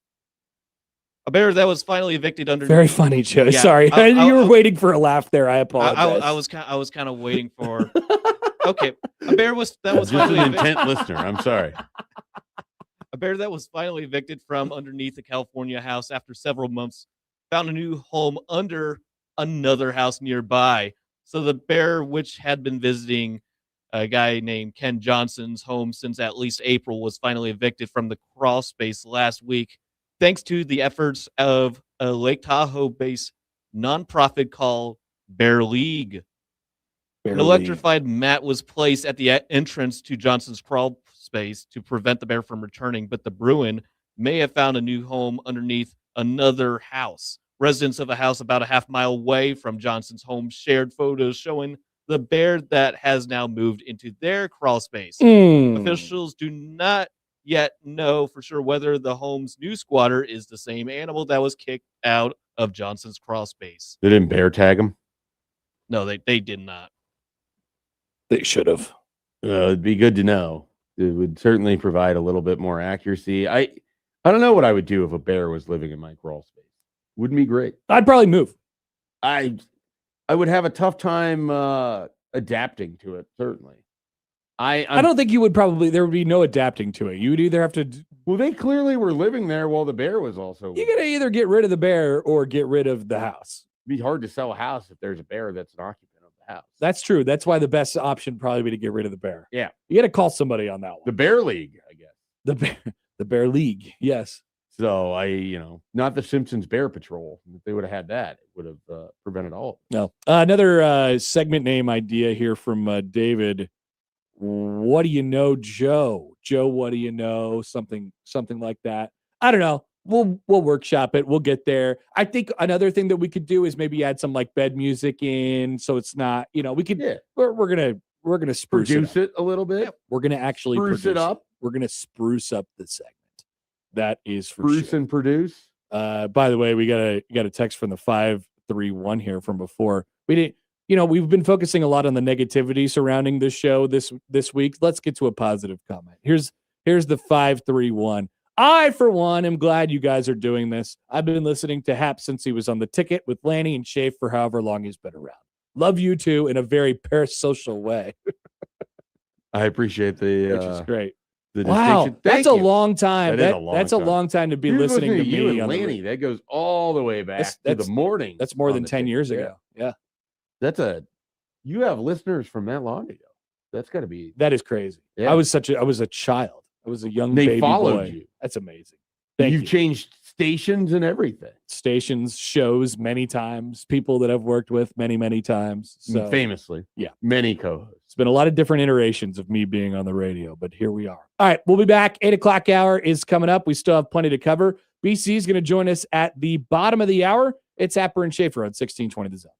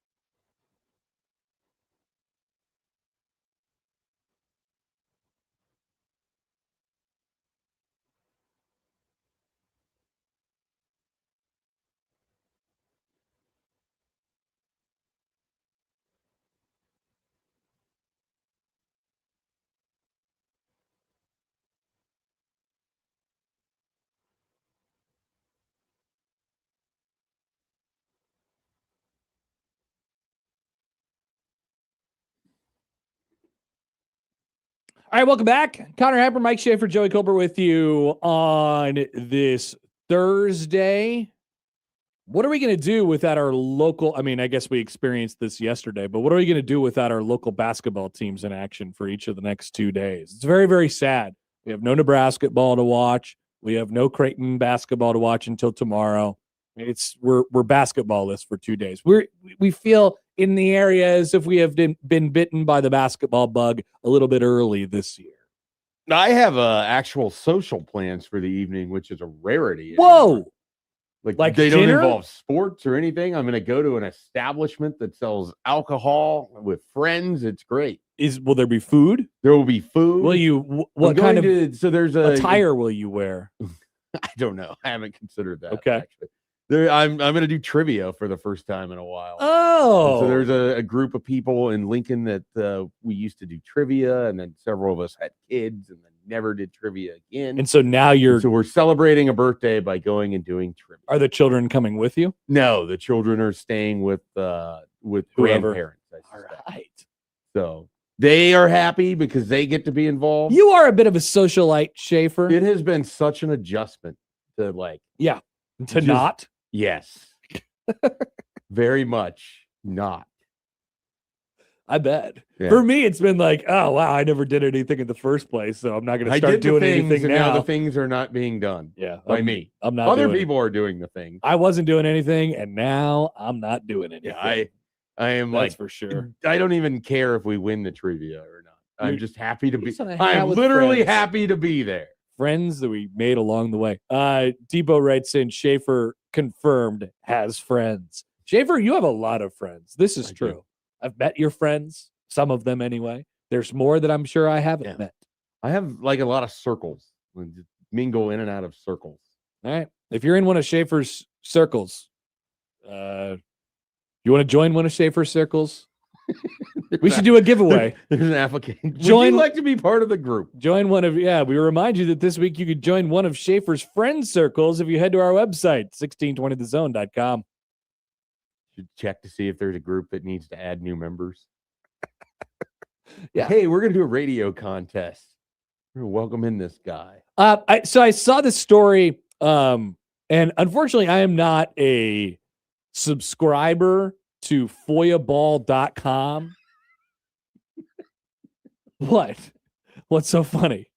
Unfortunately. Are you a subscriber to foyaball.com? Do you have a workaround where you could look at stories that are behind paywalls? People have that. There used to be. I feel very dirty when I do things like that. Yeah, I'm famously very pro subscription. Having come from the subscription world. Yes. If you would. Yeah. So I feel like if you would like to enjoy someone's work, you should support it financially when possible, but don't feel pressured to do so. Okay, so that's exactly how I feel right now, because I would love to read this story, and I think this is a great, I think this is a great idea for an entity. For the record, they just FOIA random things. Fantastic, great idea, and they had a catchy headline, so I want to give them credit for that as well. Here is the tweet from Daniel Roberts. This is apparently an entity of Front Office Sports. Ohio State brass spent $65,809 on private jets to Big Ten Media Days in Vegas. Michigan spent $81,782. So they were in the process of FOIAing, how everybody's trips to Vegas for Big Ten Media Days went. So Daniel writes, on the way out of town, Matt Rule, who also in his crew took a private jet to Las Vegas for Big Ten Media Days, Matt Rule and his group had $600 worth of smash burgers DoorDash right to the jet. Nice. Is that a good use of $600? If you have it. What style of, do we know where the smash burgers I would imagine Shake Shack? I would imagine it would be are those smash burgers? No, the other one. In-N-Out. Is In-N-Out a smash burger? Yes. Maybe it's not. I don't know that it maybe is. it's literally a company called Smash Burgers. Oh, could be. or something like that. But anyway, I can't read the story. I just wanted to see if you had an opinion on Matt Rule getting $600 worth of burgers DoorDash to a plane. Yeah, Which I think is a pretty I don't cool, have any problem that's with a pretty baller move. I would be fascinated to know what the tip is that you leave for the driver, your dasher. Yeah, do they put the $600 order to the private airfield? Do they put the driver like do they let the driver go out onto the tarmac? I doubt it. I bet he can only get Yeah, we gotta let the DoorDasher in Yeah. and the tarmac. He's forced to leave it, you know. He's actually standing on the fence and he's passing it through the fence Yeah, or over the chain link fence or something like that. and catch with the burgers. That's a lot. I mean, that's how much burger do you need? I mean, how many people were there? Well, so if we assume that the traveling party had to have at least the 3 players, Yes. Matt Rule, Yes. Keith Mann, Yes, I'm assuming Seamus. definitely. So then those I didn't go to media days this year, but that's yes. 6. I'm assuming there's maybe like 2 to 3 other people involved. Yeah, the pilot. The pilots. So let's say they're up to 12. Let's say there's 12 people. 12 people with $600. $50 each worth of smack. Like in Vegas, this isn't inconceivable. It's not inconceivable, but it's Because still you a have to lot. have the dasher price to all of it. Oh, whenever I eat a burger, I don't eat multiple burgers though. I eat one burger. Yeah, I don't know. It's not like I go back for a second burger. That Maybe there was fries involved. there's got to be fries, Drinks. involved. Drinks, things of that. Yeah, maybe Spending $50 at lunch is not hard to do. not in Las Vegas. You were right about that. So And we know how obsessed they were with In-N-Out because they had the In-N-Out truck in Vegas during the Vegas Bowl yeah. preamble. So I don't know that it's on its face. It's a lot of money, but if you put in the Vegas cost, the dasher cost, Yeah. and then we don't know the total number of people. Yeah, Mike says the same thing. He says Vegas, DoorDash, that is completely reasonable. Yeah. Very reasonable. All right. So we're letting Matt Rule get away with this. Once again, I wish that I could read the story, but if anybody out there subscribes to foilball.com, first of all, I'd be surprised by that. If anybody in our audience was subscribed to foilball.com. Would you like one of the media members to bring this up at a press conference? Like, Yeah. hey, what Well, was maybe next on time he those goes on burgers? Zach Gelb's show, Zach Gelb could bring it up. 'Cause, yeah. He only goes on national shows. So It does seem that way. Pat McAfee. Is he still doing McAfee or did he quit? I don't know if Is he still doing Rules? Mr. Rules podcast? are we still chasing 3? Yeah, what is going on? Is he calming down the media appearances? I would, based off of yesterday, no. Oh, I mean, he's where's the I have never once listened to the podcast, the House Rules podcast. Same. And I don't intend on it anytime soon, but is it still happening? I genuinely wouldn't know. Maybe it's only during the season. It's the possible. opposite of what people would expect. It's possible. I'm not sure. Yeah, right. It would make sense for it to only take place in the off season. But anyway, so maybe Matt Rule is calming down. So the foil ball people got all over it, and he ordered $600 worth of DoorDash to the plane. Let's take Reasonable. let's take a phone call here. We love a chime in from our dear friend Random Mike on the Prairie Flower Casino Zone hotline. Hi, Mike. Good morning. Hey, I just want to give you guys best wishes. Thank you. Appreciate that. You'd be the first. This is real quick. At the end, has this been resolved at the end of the regulation of the Georgetown game, where there was like 0.1 second when he did shoot it, even though the red light was around the backboard deflection a little early. Yeah, I mean, it was still in his hand when it hit zero. I think there was an angle where the light like wasn't fully illuminated and like it was coming on at that point in time. Like we're talking about literal frames, but I think they got the conclusive evidence that they needed. Because from what I saw, the red light was just premature, and then there was 0.1 second. I mean, it was pretty clear from what I saw, but you don't see it that way. Well, no, because once again, it was like I said, it was barely. Also, keep this in mind, Mike. Like I was standing right next to the situation. Like I thought it was good when I saw it. I was like 15 feet away from where this is all happening, and I didn't watch how it all went down on television. But from what I saw, it was like the light was starting to come on, like at the 0.1, but it was still in his hands at 0-0. Yeah, because the replays I saw, and this is how the Georgetown coach was reacting afterwards, but from the replay I saw, it was just a premature. They weren't synchronized when it turned exactly 0. The light was already on. It looked pretty clear for me from what I saw that, and I couldn't believe that that Ba, who I really like, just wasn't responding. He says, "Hey, there's 0.1 second left," and it was leaving his hand. But you say your initial reaction was that it was the right call, that it wasn't time. That was with my eyes. Like the first time I saw it with my eyes happened right in front of me. I thought he got it off. I thought Creighton lost. Yes. Yeah, and it showed that that was correct. That there was a malfunction. Either the red light was a fraction early, or the I think, like I said, Mike, like it was starting to come on, so it is fully illuminate. Like Jason writes in, and Jason's had experience on this. The red light starts coming on at 0.1, and then it's fully illuminated at 0. So if you take a frame screenshot at 0.1, it is going to show that the light is partially illuminated, but not yet fully on. Yeah, obviously, when they were breaking it down by milliseconds, but the question is if they're not perfectly aligned, okay, and you're saying, well, it's actually starting to go. Does the clock trump the red light if they're not perfectly aligned? I believe. I'm just saying, from the replay, it looked like it had left his hand when it turned absolute 0.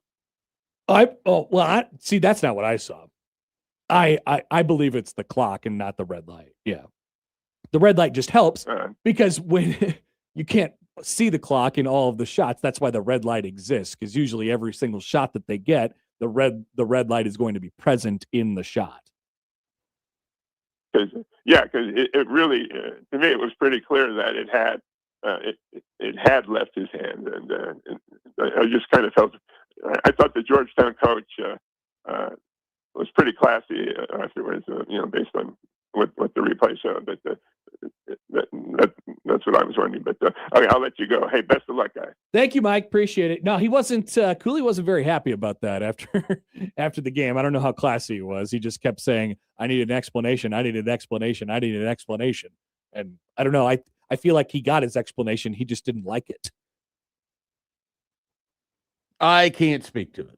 I mean, because I wasn't there. Right. I know from talking to people, it was confusing. The ball was still in his hands at 0. Like what people were confused by, and I don't know that everybody knows that the 0.1 is when it starts to get red. And so it's fully on at 0. My wife kept bringing up, like, it was weird seeing that you could still see time on the clock, but you were also seeing the backboard lit up. Yeah. She thought it was like a malfunction. No. I mean, and then also, I don't think that's commonly known. I also think Mike was wrong, though. Like, once it got to, they had plenty of conclusive angles that showed it was still on his fingertips at 0-0.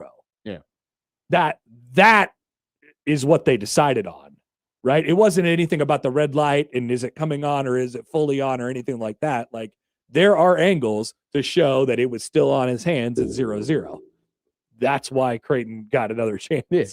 That's why Creighton's season is not dead All right I've now. heard from people is that it was as close as anything they had ever seen in terms of, it was. You could sort of maybe argue it either way because it was that close. I think it was payback from the Sam Hauser situation from a couple years ago. Creighton famously lost a game against Marquette in which it very much looked like the red light was on and the ball was still in Marquette's Sam Hauser's hands on a left wing on the 3 inbounds play. Was that same game? Well, there was also the Marcus Howard. I mean, Creighton's lost in a variety of different unconceivable ways over the. We should rank them.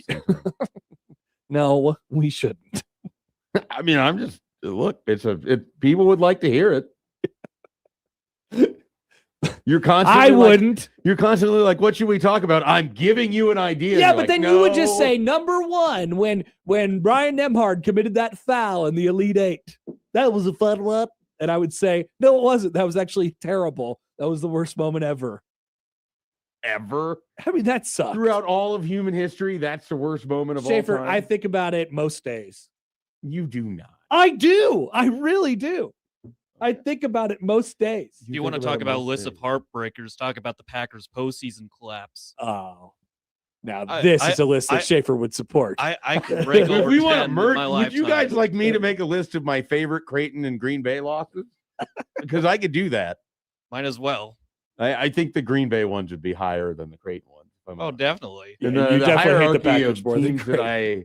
I Schadenfreude their losses, it would be Green Bay's number one. John writes in on the text line. He says, after Georgetown lost to Creighton, any babies near the bench were lucky to escape without injuries. Did you see our boy, Karen McGee, who showed up to the game and he was like a few rows behind the Georgetown bench? Oh, and yes. I he saw. decided to tape some bullseyes to his head, which I thought was a pretty good I bit. thought it was clever. I think he probably was served adequately, if not overserved, at the at Dollar Beer Night that evening, which was another excellent time in Omaha. But he showed up, and this is once again more Big East lore for you. Ed Cooley several weeks ago got angry and instinctively chucked a water I heard about bottle, this. and it hit a child not like 10 feet away from him. Just smoked the kid. Providence Ed Cooley was the Ed Cooley that I like. This version of Ed Cooley seems like it's just hasn't been what we want. He seems a bit miserable. Yeah, well, he's now like Georgetown is miserable. So I think he got tricked. I didn't do you intend on. remember when he was almost Michigan's coach? Yeah. Like, I think Ed Cooley is good, but I think he got tricked by the fact that, like, people talk about Georgetown in the way they talk about Georgetown. And he was a part of the time and era that obviously has a lot of reverence for John Thompson and all that different stuff. But, like, outside of John Thompson, that program is nothing. They have no aura. Well, the second John Thompson, too.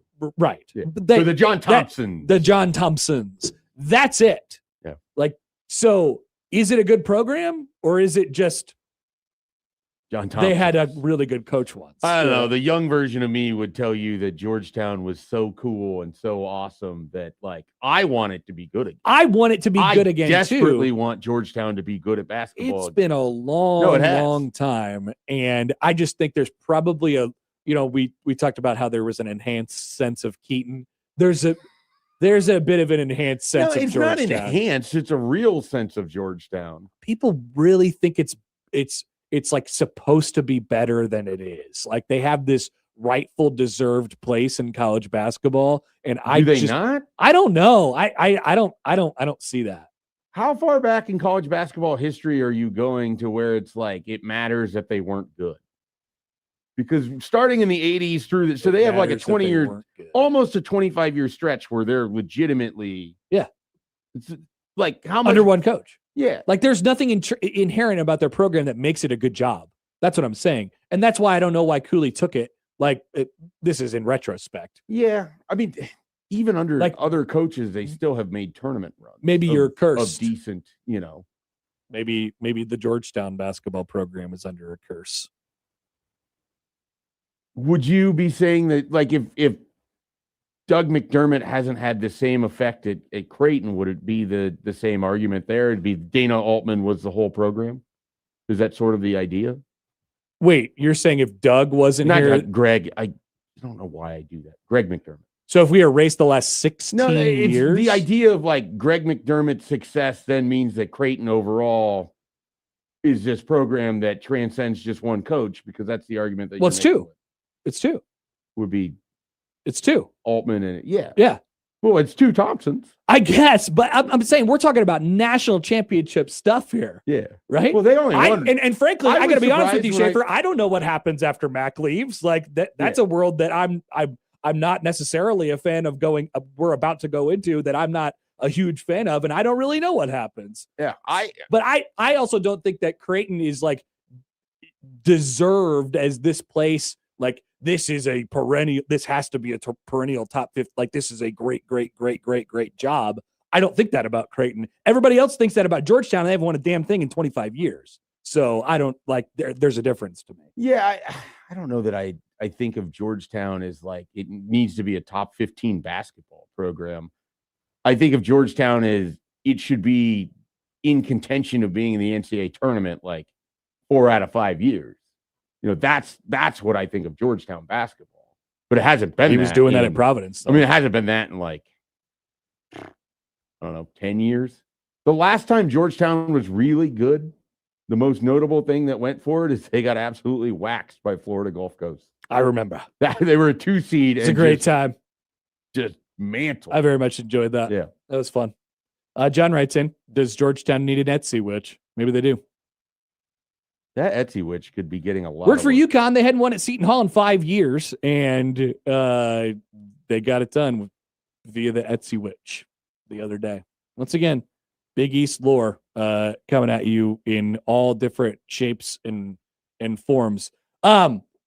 Quickly before we get to BC here, we should mention Ndamukong Suh, the best player of. By the way, we didn't intend on talking about Georgetown basketball for 15 minutes, but here we are. Ndamukong Suh, the best player of my generation and yours, is headed to the College Football Hall of Fame, deservedly so. I was listening to the national show that was on the radio before us coming in this morning, and they were having sort of an absurd conversation about, like, it's funny when you look around college football in different areas of the country, sort of what people think about these individual players. And they were talking about, people who I could have sworn they were having a conversation about Sue, but they weren't, in the terms of this guy should have won a Heisman and this guy had gigantic impact, and they weren't. They were talking about a Penn State guy because the guy was a Penn State guy. Who was a Penn State? I can't remember who it was. Was it an offensive player? I don't know. Was it Larry Johnson? That's why I didn't want to say, guys, because I don't exactly know what it was, but I could have sworn they were having a conversation about Sue, and they weren't. So the Sue conversation locally compared to what it is nationally is sort of fascinating. Obviously he is cared about quite a lot here. Yeah, it's hard because he was so incredibly good in that 1 year. I think there's a reasonable case to be made he was the best college football player in all of 2009.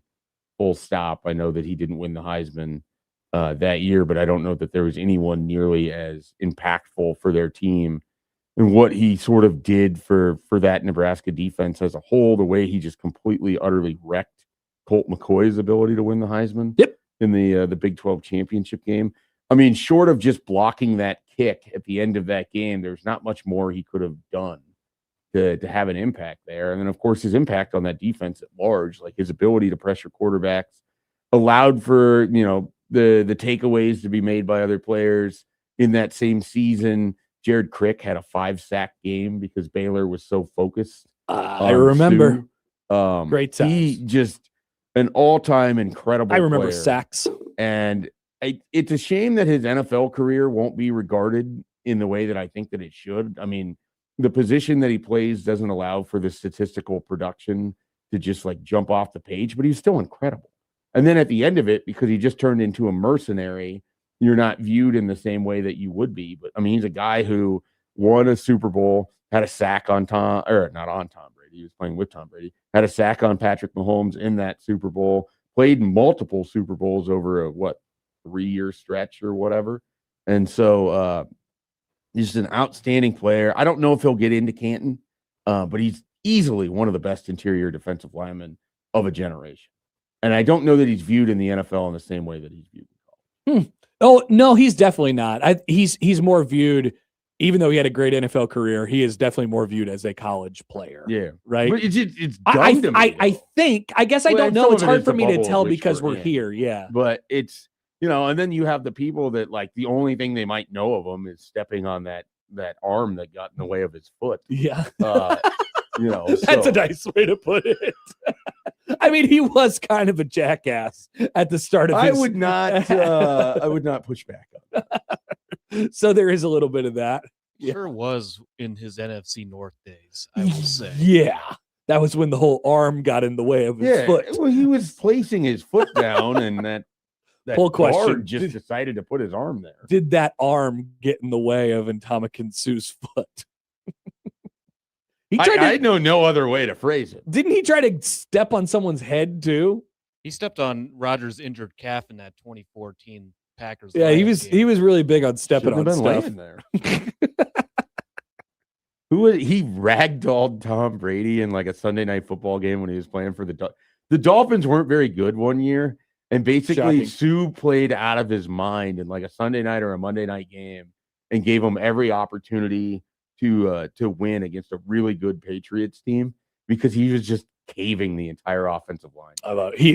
When he was disruptive, he was absolutely incredible. It's a position where you are just expected to be gigantic and you're expected to move people, and he was obviously huge.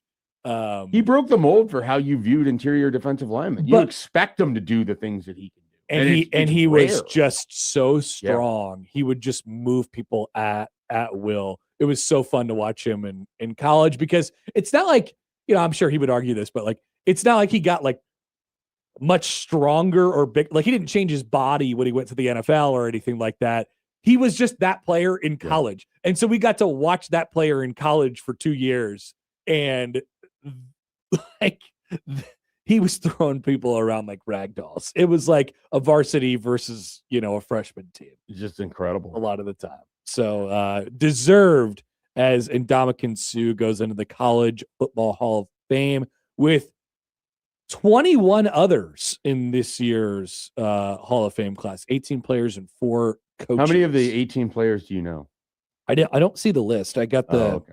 You know what? I could click on this right now. Let's see. Here we got Jerry Azuma from New Hampshire. Nothing. Kajana Carter from Penn State. That's who they were talking about. Okay. By the way. Bruce Colley from Texas. Nothing. George Cumby from Oklahoma. Nothing. Aaron Donald, Pittsburgh. Ever heard of him? Pretty good player. Marvin Harrison, Syracuse. Pretty good player. Garrison Hurst, Georgia. Good running back. Do you remember Garrison? I don't. No, this was around the time I was born. Chris Hudson, Colorado. Do not remember him. Mark Ingram. Do remember him. I think it's funny how Ingram and Sue go into both in the same class. Owen Kreutz, who I remember in the NFL. Very good. James Laurinaitis. Good linebacker. Jordan Lynch. There we go. There's a guy. Good quarterback. Yeah, Northern Illinois. He's a college coach somewhere. I believe that is correct. Herman. Is he the coach at Northern? No, Thomas Hammock's the coach at Northern Illinois. Where's Jordan Lynch? I'm gonna look this up. Yeah, find that. Herman Moore, Terrence Newman, Bob Novogratz, Sue, Peter Warwick, and Eric Weddle. Herman Moore. Yeah, Herman. You remember Moore. him? I do not. 88 to 90, Schaefer. Not college version, but NFL Herman Moore. I don't. If I'm thinking of the right guy, should be a really good receiver for the Lions in the 90s. I mean, that makes sense. Who ended college in 90. And then coaches, Jim Margraf, Gary Patterson, Chris Peterson, and Ken Sparks, 2 of which I would have loved to be Nebraska's coach at one point in time. All right, we'll take a break. BC will be at 8:45. So he wanted to get moved back a couple minutes. He's got stuff to do. We'll take a quick break, be back. I want to talk just briefly before we talk to BC about the addition that Nebraska made in their quarterback room yesterday and sort of what that picture looks like as a whole. So we'll do that next on Happer and Schaefer on 1620 The Zone.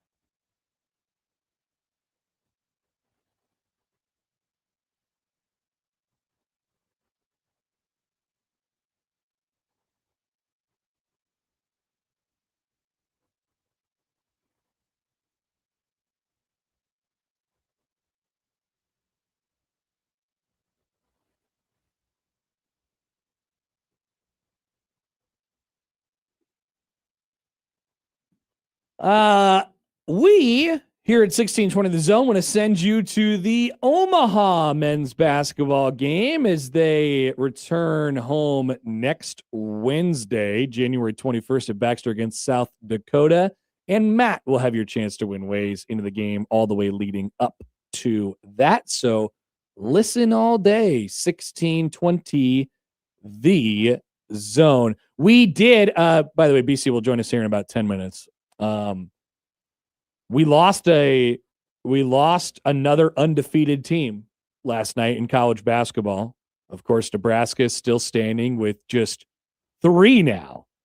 Arizona, Nebraska, Miami of Ohio, our final 3 left in college basketball undefeated. Vanderbilt went down to Texas last night on the road, 80-64, and there was just 3 left. Can you believe it? I can believe Andy losing. I can believe Andy losing too, but I meant more so the Nebraska ball part of this. Yeah, They're 17-0. It's amazing. It's going to be quite the thing if there's a chance that they're the final undefeated team in the country. There is definitely a chance of that. So I don't know what Arizona's schedule or Miami of Ohio's That's actually schedule. that is a great idea. Let's see what Arizona has in their potential to lose. The race for first place. They go on the road to UCF this weekend, which is mildly challenging. Yeah, UCF's a tournament team. Cincinnati, West Virginia are home games. They'll win both of those. And then BYU on the road, which that will be a snake pit on Monday, January 24. So 2 Mondays. Nebraska, meanwhile. So potentially. Meanwhile, plays Michigan on the day 27th. Yeah, the day after that, right? Yeah. So that there could be one day and I don't know what, again, Miami of Ohio. I have no idea. Let's check. If they have the ability to stay undefeated throughout this run here. Miami of Ohio, famously, if you are a season ticket holder of any team in Southwestern Ohio. That's not Miami of Ohio. You could go for just $10. $10. Do you know what Miami of Ohio's KenPom rating is right now? They are one of 3 undefeated teams left in the entire country. Obviously, the schedule is a little bit, it's hard to get quality wins on their schedule, and they haven't had really any this year. They're not even ranked in the top 25. They're 87 on KenPom. I was going to guess like 78. Which admittedly is a pretty good rating for a low major team. With no right real chance of, building the schedule out. They are undefeated. The best team, according to KenPom, on their schedule is Akron, who they have already played and beat one time, a 3-point win at home a couple weeks ago. But Miami of Ohio will get Buffalo, Kent State on the road, and then 2 home games all before Nebraska goes to Michigan. So Kent State is the opportunity. It's possible that actually when you look at this, Miami of Ohio might be the last one left standing. Could be. If they can get by the Golden Flashes. So we lost another undefeated last night. Vandy goes down. Iowa State and Vandy out. Yep. Nebraska 35-point ho-hum win. Nebraska is number 15 in the KenPom rankings as of this moment. Arizona number 2, and Miami of Ohio 87, as I just mentioned. But their metrics continue to improve as we go along. Wanted to ask you this, Schaefer, before we get to BC, we'll probably talk about this with him. So Nebraska added a quarterback, Tanner Vibabule, yesterday out of the Las Vegas area. No Power 5 offers. Had offers from like the service academies, which probably tells you something, about him. But he joins the class, and now you have in your room going into next year, you have Tony at the top. You have TJ Lateef, who started the last 4 games for you last year. You have Daniel Kalen, who is back in a Nebraska uniform, and you have Vibabule. So this is probably going to be an every year, like, evaluate, see what you need, go and get a guy, go and get 2 guys type of thing. But all things considered, I'd say they did a pretty good job this time around, and the health of that room is pretty solid. Yeah, you feel better again about the quarterback room depth this year than you did last year. Certainly behind Dylan, where it was a question. You had the battle between Jalen Gramstad and TJ Lateef in the spring, and Lateef did a nice job winning that and certainly giving himself the opportunity to be Nebraska's primary backup. You feel better when you have three guys and our boy Tony, and then you have Lateef and you have Kalen all have Power 4 experience. Yeah, they've all played at least a little bit. Yeah. Like, honestly, you can make the case on paper. Is it better? Now, once again, this is not. We have to make sure to mention this. This is not a real system in which you grade anything really. But if we are comparing straight up quarterback room 2026 to quarterback room 2025. I probably prefer quarterback room 2026. I mean, there's just more with the depth. There's more experience there. Dylan now, versus that doesn't actually matter in, Yeah. in the grand scheme of things. Like you don't get any extra points for having a good quarterback room, but you get extra points for having a good quarterback. Yeah. But if we're doing that, then you certainly like the depth here. What I'm kind of fascinated about is by bringing in Kalen, by bringing in say the name again. Vibabule. I mean, I don't know if that's pronounced correctly, but that's what it looks like. That's what we'll go with. You have these two guys that you're hoping you have Trey Taylor in your 2027 class. Like, I don't know what happens with TJ Lateef. I believe Calandria is out of eligibility. And so, he's going to be gone. We'll see what happens with TJ Lateef, but there's, it's possible that you have kind of a foundation in your quarterback room a little bit. It's funny. Another thing that Rule said yesterday on that show with Zach Gelb was, he sort of admitted like, hey, we had options before we took Dylan. We had, we were bringing in Sam Levitt for a visit. Obviously they were going to get Kyle McCord. And and then he said, we took the young guy and that probably was not the right, like, hey, we took the young guy. That's yes. And I think Nebraska as a program would be in a very different place had they taken Kyle McCord. Yeah. I really do. Yeah. And never got the bounce of having Dylan Raiola from a recruiting standpoint, from a player addition standpoint, and then all the negatives that came along with it. And so it makes you wonder about, like, they definitely would have won more games. What they'll prefer point blank period if they're going to say, hey, look, you are the starter, right? Like if they're eventually Trey Taylor, they think is going to be the starter. And it's very likely that he's going to be the starter in an early portion of his career when he is young. Yeah, I think we have to prepare ourselves that if the staff was willing to do that with Dylan, they're going to be willing to do that with Trey Taylor, where all the talk is how advanced he is mentally, how advanced he is physically. A lot of the same, not the same player, and different personality-wise in a lot of ways.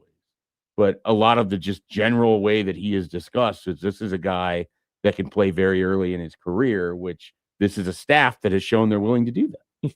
So, and Rule was showing that he was willing to do that before he got to Nebraska too. So something to think about as they continue to try and get the math equation right at that position, which is a very important position to get it right at. I must add.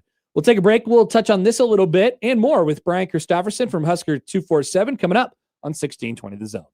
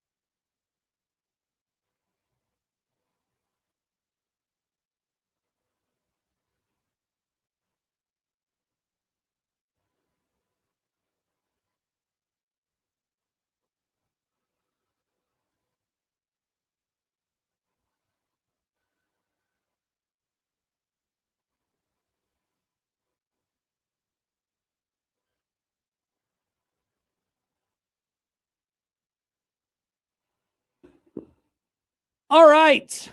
We are joined now on the Prairie Flower Casino Zone Hotline by my friend, your friend, everyone's friend, Brian Christopherson of Husker 24/7. BC, good morning. How are you?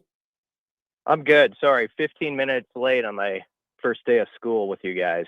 Now, we were saying 8:30, but I don't know. Nobody really noticed. We could just play it off like this was all scheduled, and we got to where we got to. We're good. All right, good deal. I shouldn't have drawn attention to it. Well, I just want to let you know there will be no blind rankings for you here after Tuesday's debacle, so you don't have to worry about that. Where rank Dave Hoppen as like the 152nd best Husker player in history. He didn't. Apparently, BC did not understand. He didn't know what was going to happen, and then he ended up ranking Jamel White as the best of the 5 Nebraska basketball players, and I've gotten a fair amount of feedback on that, and it hasn't gone well for you, Brian. But next week, we'll see who's in that chair, and we'll see how they do. It could change for somebody else. You never know. Yeah, see if they have better comprehension than I do. I thought we were talking only about Husker Hoops Hall of Famers, so I apologize to Dave Hoppen, who obviously I would have had atop the list, and not Jamel White. I think Kerry Cohorn was 3. Yep. Was Tony Farmer in there? Tony Farmer was 2. Yeah, it was a good list. Speaking of Nebraska basketball, you wrote a column this morning on Husker 24/7 about Braden Frager and his the impending story that is about to, I think, it's blowing up around here, and people are going to start knowing about Braden Frager. You know what's funny, BC? Like in all the graphics I see of like, hey, Nebraska basketball is the one of 3 teams left standing as an undefeated or projected 1 seed or whatever it is. They got to put a picture of a guy in there. It's always Braden Frager. So this is a story, but it was an interesting column, and the Frager story is a fascinating one. Yeah, no doubt about it. I would put Frager as the graphic too. He's got sort of that cool, I don't give a big look to him. It looks good on the graphic, but yeah, I would not have guessed this 2 years ago. I'll start there. It's a compliment to him. He was a good high school player, but he arrived to Nebraska, I think he was still 17 years old at the time. And you have to give him all his props for just putting his head down. He really built up his body in that first year in Lincoln, and obviously got in the gym. And the thing that I did not expect out of him is such a smooth jumper, just the threat he is from behind the arc. I thought he was going to be sort of a havoc guy around the rim and get some things done in that way, but he's shown his all-around game, and going 7 for 11 from 3-point range the last time out. It's just another example. After the Michigan State game, where he got that technical and things kind of spiraled on Nebraska for about 5 minutes, it almost cost them the game, but they pulled it out. If you look at the last 3 times out, 2 of those wins, Ohio State, they're going to him, spotlighting him with the ball with 35 seconds left, and he is producing. He's scoring 11 points in the last 6 minutes at Assembly Hall. He's the clutch guy in 2 of those games, and then goes off for 23 obviously the other night. So he's been on an upward trend really since the Michigan State game, it feels like, and now we'll see if he just can keep rolling with that.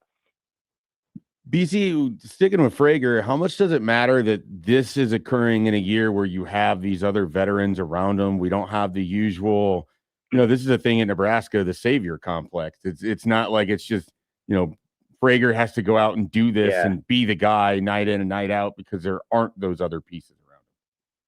Yeah, that's the perfect point to it, because he's got sort of that emotional way about his game and that extra juice to him. And so I think it's perfect that he's got 3 or 4 veterans around him who, one, like you say, it doesn't all have to be on the freshman to go score, 15 to 20 points. He's had a couple games where he didn't score any. He didn't score at Illinois, I think. And I don't think he scored in the Oklahoma game. So there's been times where he didn't even get on the stat sheet points wise. But you've got all these guys around him. If you think about, Rink and Price Sanford and Jamarcus and and Sam and sort of their makeup, they seem so level. And I think it's just probably a great example for a young player of how to kind of even yourself out through the season. And that's been one of Frager's best traits, and why he should have a shot and has put himself in the running for the Big Ten Freshman of the Year campaign as this goes on, is that even after those games where he was not a big factor, if you look at what he did the next time on the floor, he always has a response. Like he's come back from those 0 games with 15 to 20 the next couple times out. He came back from a rough first half at Indiana where he had foul trouble and was the guy in crunch time. So he's got that, I guess, that goldfish memory they talk about in Ted Lasso, it seems like, to just kind of move on to the next thing as a young player. BC, I'm sure you heard Matt Rule talk yesterday about, the potential impending loss here of Mike Eckler. And as always, he was confident in his and his staff's ability to sort of continue on the success of that unit should that happen. Where would you be at on that conversation? If Nebraska were to lose the guy who turned around the special teams, something that it's been very difficult to do in 1 year's time, how would you feel about Nebraska going into that next year? I would not sugarcoat how significant of a loss it would seem to me.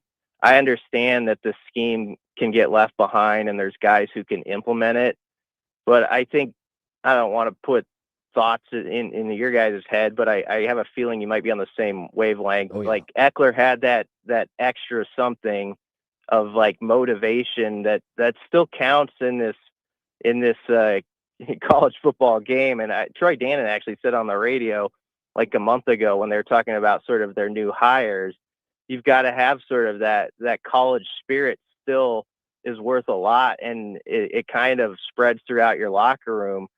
And Eckler sort of has that energy that is just so contagious.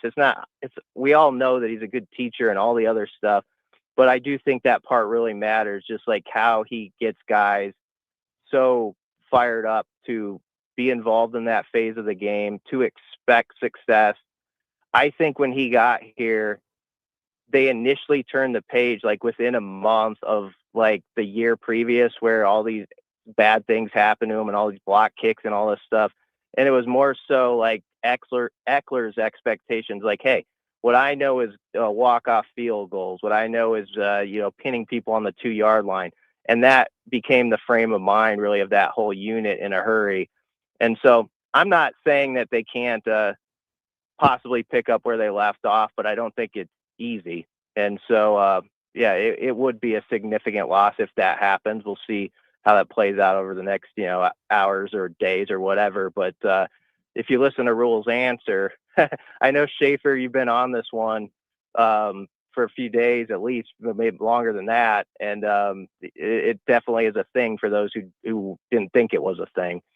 Yeah, no doubt about that. I want to check with you on this, because I think what's fascinating with the transfer portal is that you get all of these players over this period of time, but you immediately react to each one as it happens. How do you feel about the addition of Calandria now that Nebraska has also added, they had Brendan Black at the time, and you add in Mabenga and Babalade, and you have this picture now on the offensive line. You add Gilmer at wide receiver. What do you think about this offense? We're still waiting to see what happens at running back, but just with what they've done out of the portal and with what hasn't gone into the portal, maybe that's as important too. Yeah, that is probably like the biggest deal is probably, knock on the nearest piece of wood or whatever, but like your offensive line, the fact that, Evans and Pritchett are guys that are still retained, to this point. And I've said with Pritchett, like the way his season played out last year might have actually set in the perfect space for Nebraska, where he sort of like, it didn't all happen at once, kind of had to grind to it. It ended up being a good deal for him where he was getting better as a player in Lincoln. And it seemed like, at least the interview we did with him prior to the bowl game, he really liked sort of the new coaches. And I know he has a background with Lonnie Teasley. And then with the wide receivers, with Hunter and Barney and those guys still being here. So they did well at recruiting their own room, it seems like, at this moment. And on paper, it's hard to knock at surface view, like the O-line additions. I mean, they all make sense, and that's all you can ask for at this time of year. I'm trying to get in that phase, guys, because I know I can be guilty of this. Like over the course of 8 months, you have to write and talk so much about people. The stuff you say ends up being sort of positive, and it's viewed as like these guys are going to just dominate and all that stuff. I'm not saying that at all, but I do like at this first part of it where you're like, does that make sense? How does that fit? The O-line stuff all look good to me, like in the portal, like all of it, the 3 additions so far, I nod my head to it. I say, okay, you could see where they can plug in or at least push this competition to a different level than it's been. I like Brendan Black a lot, as you mentioned him, Schaefer, just because he's played like 2,100 snaps and was in Matt Campbell's system. I think, that they know what they're doing over there. So that was a good pickup. And they had to beat out some serious dudes for Mubanga too. Like, I mean, that was like Alabama was in on that one. So they did go to the wall and fought for that to get him here. And so you got to give them credit that they did. And then Calandria, I guess, just with those guys, it's like, I think people are going to be excited just about that running component that he brings into, it's already on film. He's got sort of that freelance ability to his game that people get kind of fired up about. And so whether that's going to translate at this next level or not, I don't know. But I think they came out as well as they could in the quarterback room, given their circumstances. That's the way I'd put it. Yep, I'd say the same thing. Brian Christopherson from Husker 24/7. All right, BC, we will let you go. Always appreciate you taking the time, and we'll talk to you soon. All right, thanks a lot, guys. Brian Christopherson from Husker 24/7. That's all we could say, right? The pieces, all right. We filled the needs, this. We don't know exactly how it's going to look. As a guy that's been, banging the drum on what's the offensive system, I'm over here like outside of running back. I like what it all looks like. Mm-hmm. How does it come together and how is it called? Very much, wait and see. But the rebuild of this offensive line, if you're, you have some guys who aren't going to be projected to be starters who have played. Yes, I mean, you might say to that, well, Happer, have they played well? And I'm like, well, not really, but.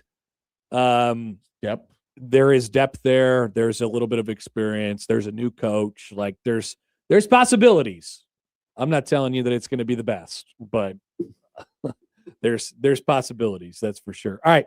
We'll take a break. 9:00 hour coming up. Max Olson's going to join us here in just about 15 minutes. We'll talk about the upcoming national championship game with him. And of course, all the wackiness that's going on in the portal. We're back after this on 1620 The Zone.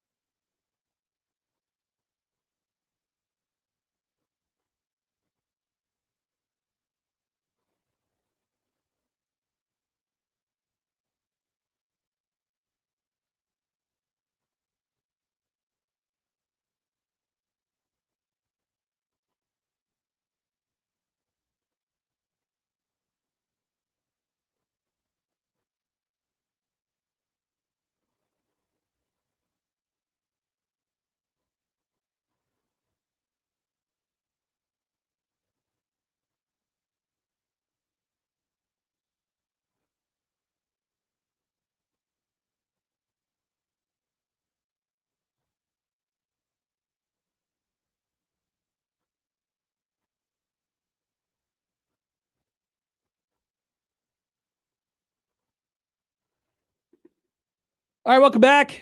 Connor Happer, Mike Schaefer, Joey Colbert with you. It is Thursday, and the 9 o'clock hour is here on Happer and Schaefer on 1620 The Zone. Don't forget, you can tweet at the show at Happer and Schaefer. By the way, a couple people have told me from earlier that that Matt Rule's podcast is temporarily on. I don't know if it's a hiatus, but like they said, they had a like season finale. Oh, right. So I don't know how long it podcasts takes. have seasons now.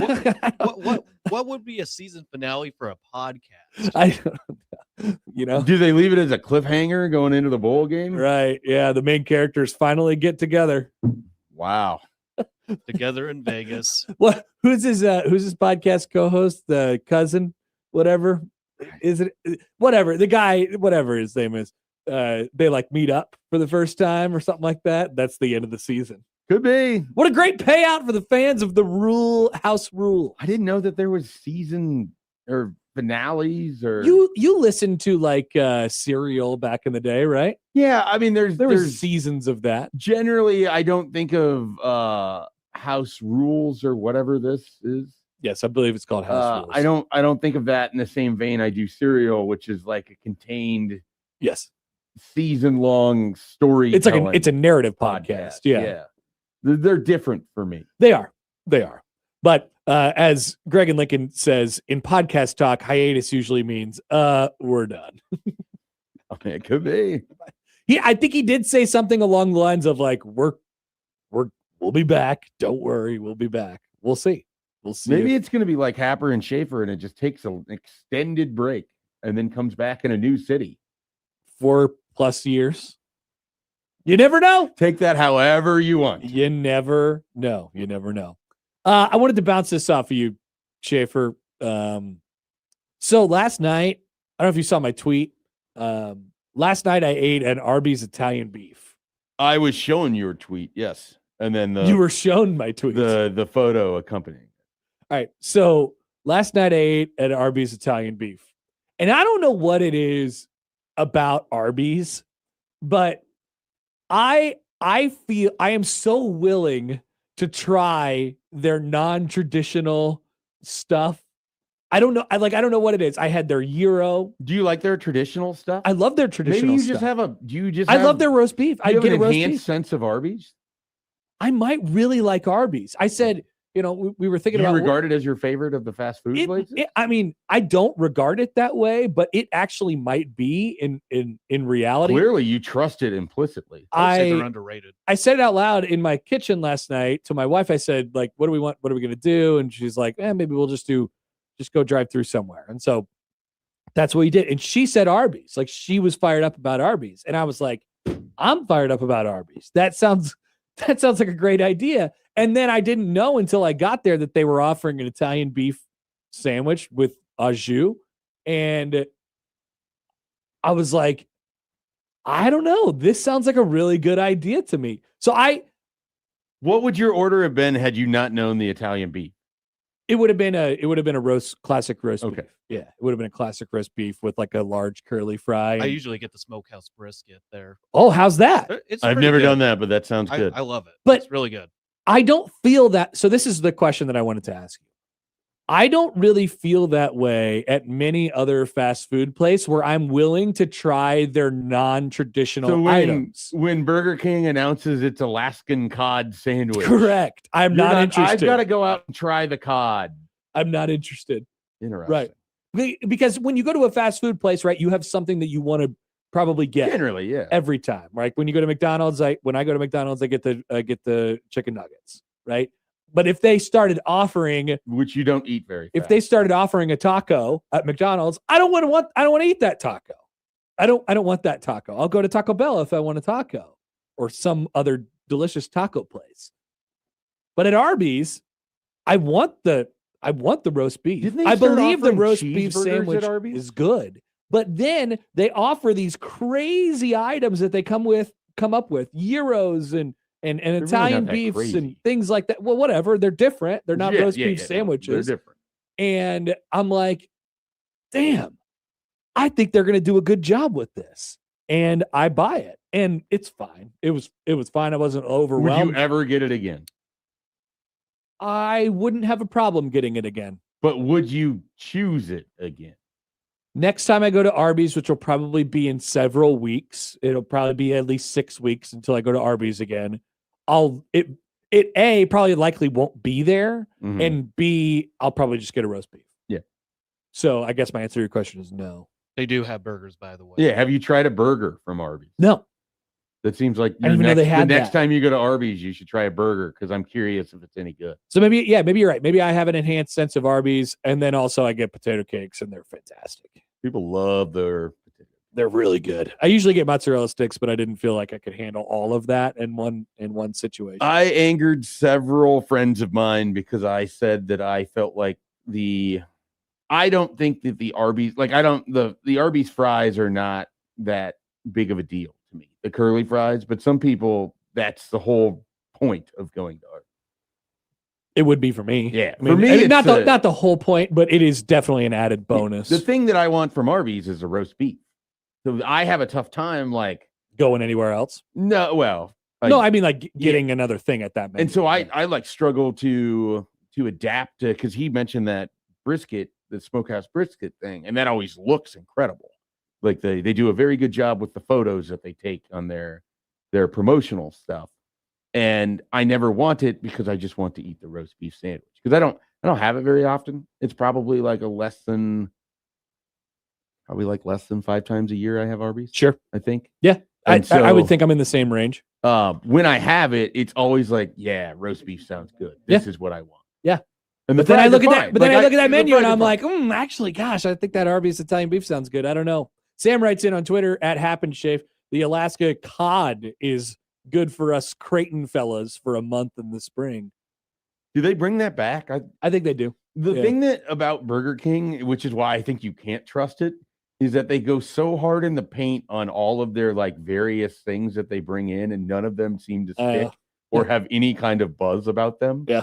That it's like, oh, you are having, wasn't one of them some kind of Mississippi pulled pork or something like that? They did a it was supposed to be a Southern style pulled pork.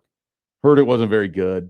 They've done the Alaskan cod. They do crazy stuff. Yeah. They I kind of trust them though. Things with Burger King, and it's I don't trust them at all. Oh yeah, no, Burger King. I'm not venturing off the beaten path with Burger King, which I don't have very often. I'm probably more in the line of the Josh Hodson view of Burger King than the Matt McMaster have it once a week. Texter writes in, stay away from the steak chunks at Arby's. They're absolutely horrible. Yeah, I saw those in actual form once, on social media instead of just on the commercial, and I was like, I'm not going. I'm not going there. Okay. Michael texts in and says, Burger King. I remember this. Burger King tried to steal the Jack in the Box fried tacos, and they were bad. They didn't do them right. But man, I do love Jack in the Box tacos. Really? Yes. Every time I go to Kansas City, I get a billion tacos. I don't know that I've had Jack in the Box more than twice in my life. And they have the Arby's curly fries. They're just like them. If I'm getting an out of area fast food in Kansas City, I'm sitting in a dumb line at Whataburger because I am excited to sit in that dumb line. I was just recently at In-N-Out over in Colorado Springs on a day trip. Pretty good double. I hadn't had it in 10 years, but I had the typical double. I wonder if In-N-Out started offering, chicken sandwiches. Maybe they do have that. Maybe people they do have grilled cheese on their not so secret menu. Yeah, so they're making Brunts does the grilled cheese from In-N-Out. Okay. Whopper writes in at Happer and Schaefer. Arby's burgers are a decent size, but they're ungodly salty. I've heard that on the text line as well. Apparently they did somebody said they got the Arby's Reuben, and it was like eating a bad salt lick. Arby's heavy on the salt. Salty Arby's. A caller pitched in saying the mozzarella sticks are so underrated. I agree with that take. So part of why I've wanted Arby's recently is I keep seeing that commercial for the 3 for $9 or whatever it is, and you can get the fries and the drink and fries, the sandwich and the mod sticks. Mm-hmm. That looks great. Sign me up for that. As a fat guy, I'm in. No doubt about it. So I just, wanted to see what your thoughts were on that. We'll be talking about fast food and other things, of course, on on this show. It's going to be hard to avoid. It is going to be very difficult to avoid. We should have like a benchmark food, like we condense it into an area so that way it's known. Fast food places are always doing new crap basically on a weekly basis. So maybe every time we see this, we'll just be like, hey, they're doing this. Just point it out. Something like that. All right, let's take a break. Max Olson will be our next guest. I bet he has thoughts on Arby's. We'll ask if he has implicit trust of Arby's, like apparently I do. All right, we'll be back after this on 1620 The Zone. But first, football playoffs are here. Underdog is the best place to get in on all the gridiron action. You can make picks and win money right now in Nebraska. It's oh so easy. Just pick if your favorite players will go higher or lower on stats like touchdowns, rushing yards, receptions, and more. Get those picks right, and you can win up to 5,000 times your cash. So maybe you are big on Bo Nix. You're going higher on Bo Nix against Buffalo this weekend. Or maybe you're down on Bo Nix, or you're down on Brock Purdy, or you're down on Sam Darnold. Quarterback discussion, always fascinating in the NFL. So it's very easy. Take one of those guys, higher or lower on stat categories this weekend, and get ready to watch it come in. So what are you waiting for? Download the app today. Use promo code HAPPER1620. Score $75 in bonus entries when you play your first $5 with promo code HAPPER1620. Underdog, make picks, win money. Must be 19 plus at present in Nebraska. Terms apply. See assets.underdogfantasy.com/web/playing. Get terms _DFS_.html for details. Consider with your play. Call 1-800-GAMBLER. Visit www.ncpgambling.org.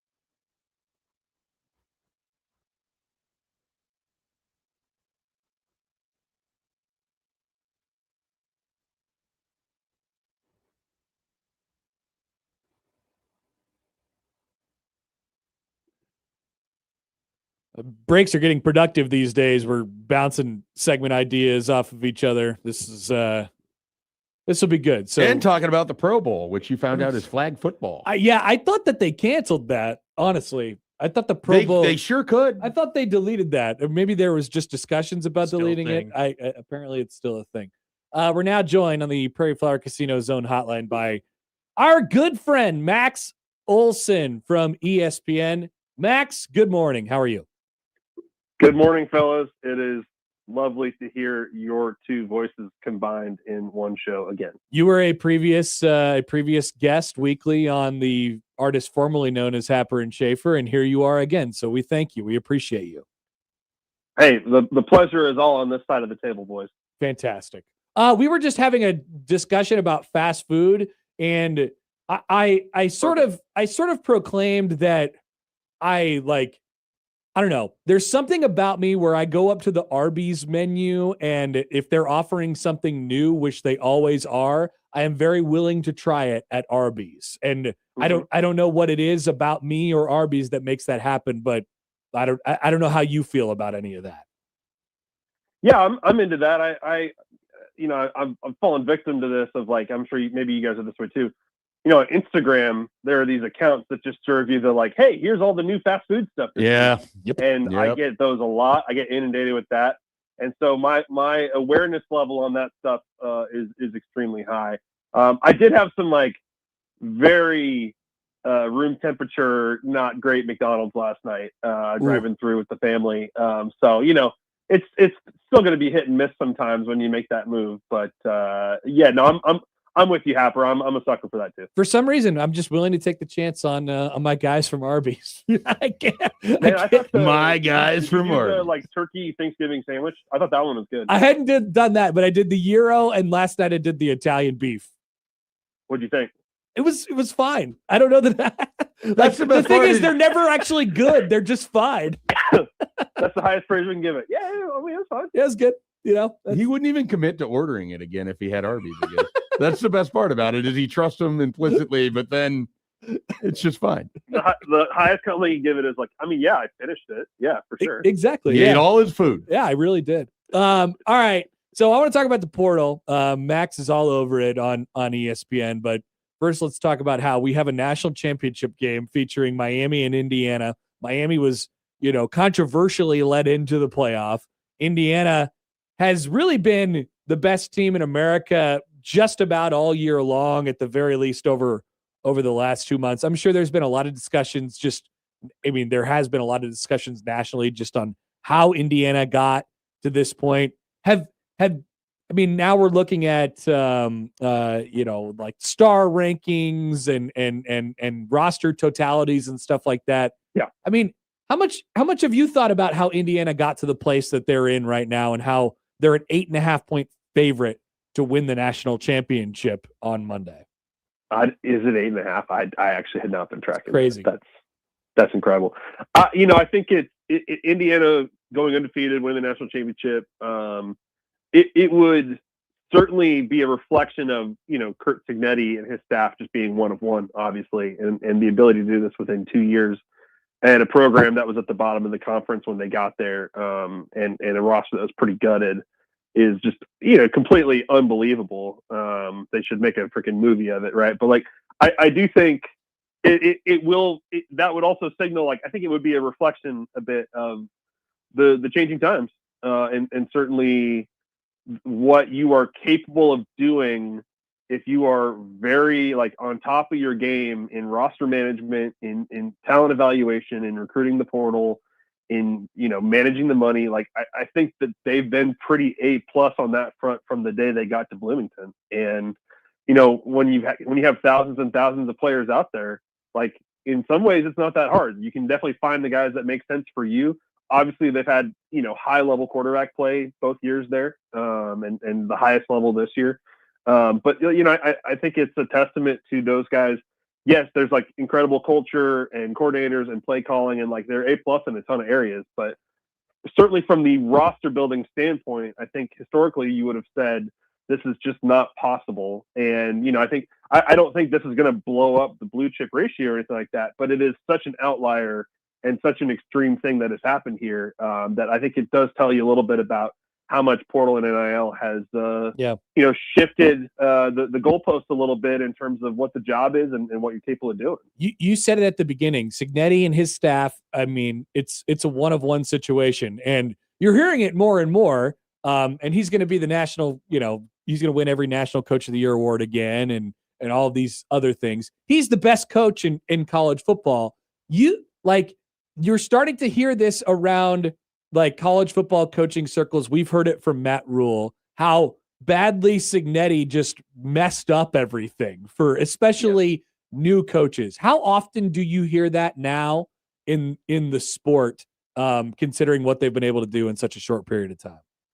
It's completely right. I mean, part of it, I know from Matt Rule's vantage point, part of it is the perception of timeline and just sort of like how long it should take to build it. And obviously this is just so accelerated in Indiana that doesn't really fit with maybe where a lot of people are right now. But I think in this coaching cycle, guys, that we just had, the Signetti effect was like extremely apparent. And that was in talking to agents and in talking to coaches about this stuff, that was a real discussion point when you're interviewing a candidate for the job now is like, who can you bring with you? And not just coaches, but like on the roster, who are you bringing with you? And like, I remember sitting down with Troy Dan a couple of years ago, we were talking about the Washington coaching search he ran. We hired Jed Fish, and I was like, did he promise you he was going to bring Noah Fafita and Teterow McMillan? He's like, no, we never talked about that. Like, I trusted him. Like, it all worked out, whatever. I promise you guys, this year, the ADs wanted assurances. Hey, this is the list of players I'm bringing with me. That it's a big piece of, obviously you look at Penn State, you look at Oklahoma State, you look at Auburn right now, where they're just importing large groups of players, getting on the bus and going with the coaches, right? I think that is what it is now. And part of that is just the success of the JMU guys in Indiana. And there was only 13 of them, but man, those guys came in and they were leaders and they were all Big Ten players. Like, there was no hurdles in the transition for them to playing at a high level in the Big Ten. And I think we're certainly seeing that play out right now, where it's just going to be high turnover first year. And hopefully you have the ability to bring a lot of players with you that can set a foundation. One of the fascinating things that is going on here with Indiana playing Miami is that you have this portal also happening, and Indiana's making waves in the portal as well. Besides the Hoosiers, what other teams do you think really have helped themselves so far with this particular portal cycle? Yeah, I mean, first of all, Indiana does blow you away in terms of just what they've been able to go get. They added Joe Brunner from Wisconsin, who I think is the top interior offensive lineman in the portal. They won that one yesterday, and then to get Hoover and all these guys, like, super impressive. I think you've got a few different categories in terms of the top portal classes right now. Certainly, you've got like a Penn State and Oklahoma State, where there's just the volume is crazy, and that's to be expected when you're bringing all these Iowa State and all these North Texas players with you. I've been impressed for everything that's going on, and like now the attrition is starting, but I've been impressed so far by Ole Miss and what Pete Golding has done. And in some ways that's not surprising, because he's always like kind of been the best recruiter on that staff. Certainly, I think Kentucky and Cal with their new coaches, really impressed by the caliber of player they're able to get in there for considering those programs are a little bit down. Texas Tech, obviously, they're highly invested in terms of getting the best guys in the portal. Arizona State, really impressive to me.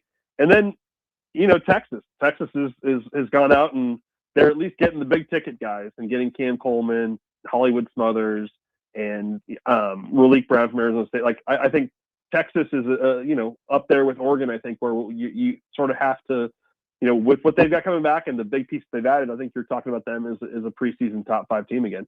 The quarterback carousel in particular, how much it moves, and then everything sort of moves after that. It seems like, as far as the transfer portal is concerned, like the quarterback carousel was going on before the transfer portal even opened. But for sure, I mean, how much, I don't know if I'd even call it like instability, just because we kind of expect it going into the portal cycles now, but we're talking about so many starting quarterbacks across the country moving on an every year basis now. I just wonder the effect of that and what these programs are trying to go after going forward, given that pretty much every quarterback is going to be at a different place year over year. That's right. And, I know that not every single, Power 4 quarterback thinks that they should be the starter next year. But man, the moves make it, they give off that vibe that Right. everybody thinks like, if I'm not starting, I'm leaving. And that is, a few years ago, you would say like, that is the trend, that like, if you're not the guy within like 2 years, you're probably going to leave the program. Maybe you'll wait to be a grad transfer, but you're going to leave if you're not the guy. And now we are seeing true freshmen go in the portal, after 1 year of redshirting and trying to make moves. And I think it's just so focused now on what's the path to playing time. And if it's somebody's blocking me or they recruited a transfer over me, then, peace, I'm out. And part of that is just unlimited transfers. And that just affects the thought process now. And in the past, you would have to stick around and be a grad and kind of wait things out. And, I think part of it is just the cycle too, because they've killed the spring transfer portal. You don't really have the chance to go through spring practice and say like, okay, am I the guy or not? Like, you can't really do the Joe Burrow thing and go have a battle and see how it goes. And so you got to kind of anticipate, am I going to be the guy or not? And if not, then we need to leave right now. Pretty much all of these are like kind of resolved now, but with the portal closing tomorrow. But there are still a few, Georgia Tech, Stanford, where you'd say like, hey, what are they doing? Like they still got to find someone. And then Miami just continues to be the mystery. Like Miami is certainly throwing big bags at guys to try to get them in the portal right now. And we'll see if that works out. I want to ask you what the buzz was about Coy Parrish. He goes into the portal. He ends up at Oregon. I think that's one of the best players to sort of ever be available in the portal. I don't know if that's the perception that other people have, but at his position, at his talent level, I mean, he's clearly, to me, an NFL first-round pick when he leaves Oregon after a year.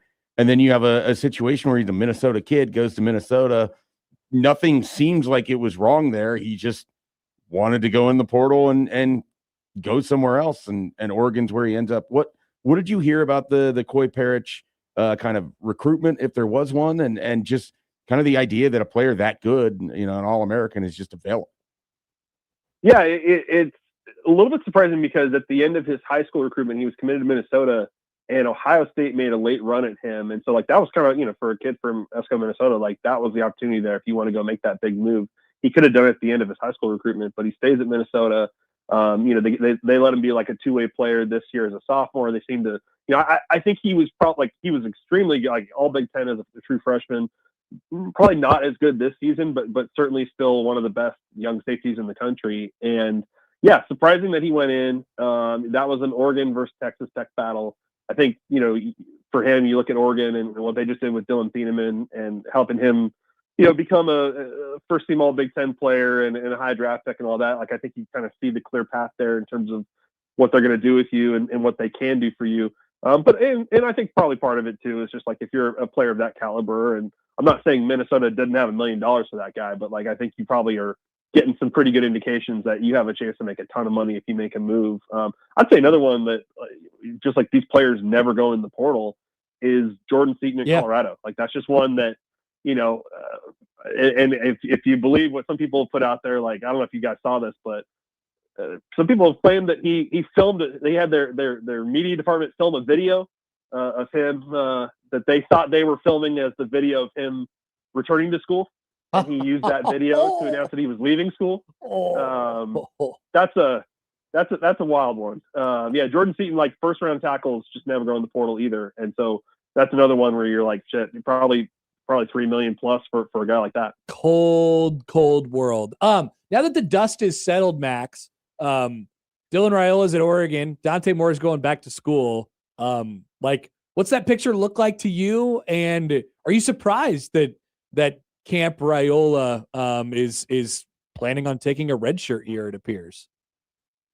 Well, I don't think we saw any reporting that Dylan was visiting anywhere else or strongly considering anywhere else. Right. And I think I think he was pretty laser focused on being the guy at Oregon and being the guy at Oregon, no matter what the conditions of that were. And so, I think that it was kind of evident to me too. Like, if I follow both Oregon football and Dylan Raiola on Instagram, and he was like in every Instagram post by then. I was like, yeah, I kind of think he might be going there. That seems kind of obvious at this point.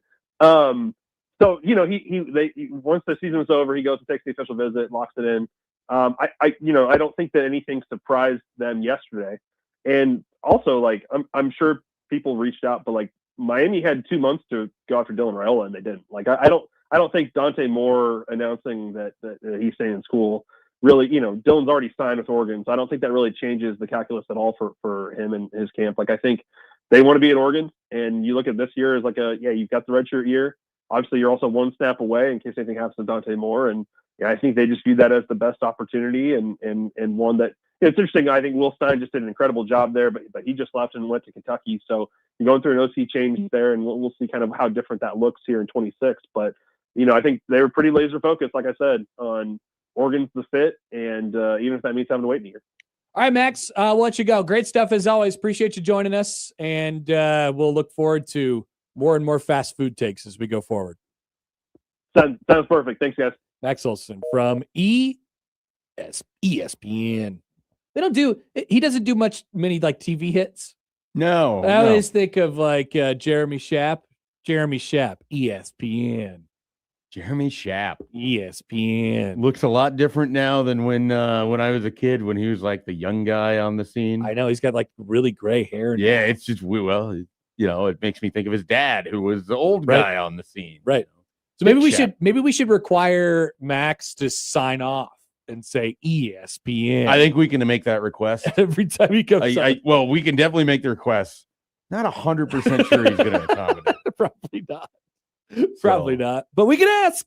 You never know if you don't. Never hurts to ask. All right, we'll be back. Let's cover one more story today, and that would be another gambling related indictment going on right now in basketball, involving a one-time Pete Bell. No, in Western State, a one-time friend of Nebraska basketball. No, not the one that you're thinking of. Not the one that you're thinking of that we talked about on the show a day or two ago. Okay. This is a person that probably hasn't crossed your mind in a while. Now I'm intrigued. Now you should be intrigued. We're back after this on 1620 The Zone.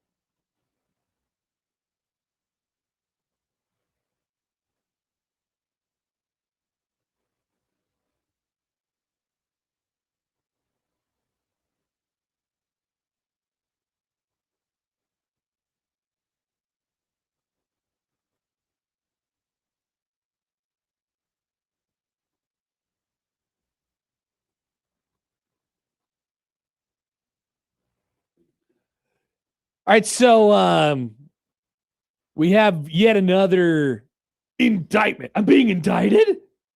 You are, if you're one of the people on this list, which we'll get to the list in a second, but this is a bribery, manipulation, corruption, one of those situations. So a good list to be on. It has been taken down. Like the list that Sue is on. No, he's not. You do not want to be on. No. I'm saying it's a good list, right? Yeah. This list that I'm about to talk about is not good. You do not want to be on this list. Oh. You want to be on the Sue list, the Hall of Fame list. My mistake. Very, very different. The Hall of Fame of bad gambling. So college basketball players, looks like Chinese Basketball Association basketball players involved in this situation.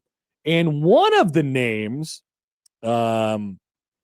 happens to be former, this is not important to Nebraska basketball, I don't think, but is former Nebraska basketball player Kevin Cross. Oh, wow. Who, during his time at Tulane University, I'll read this part to you. In or about mid-February 2024, the Fixers recruited for their point shaving scheme defendant Kevin Cross, a forward on the Tulane University Green Wave men's basketball team.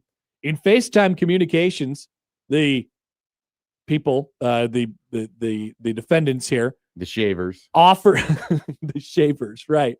Offered bribe payments to Cross to underperform in and influence an upcoming game between Tulane and East Carolina University.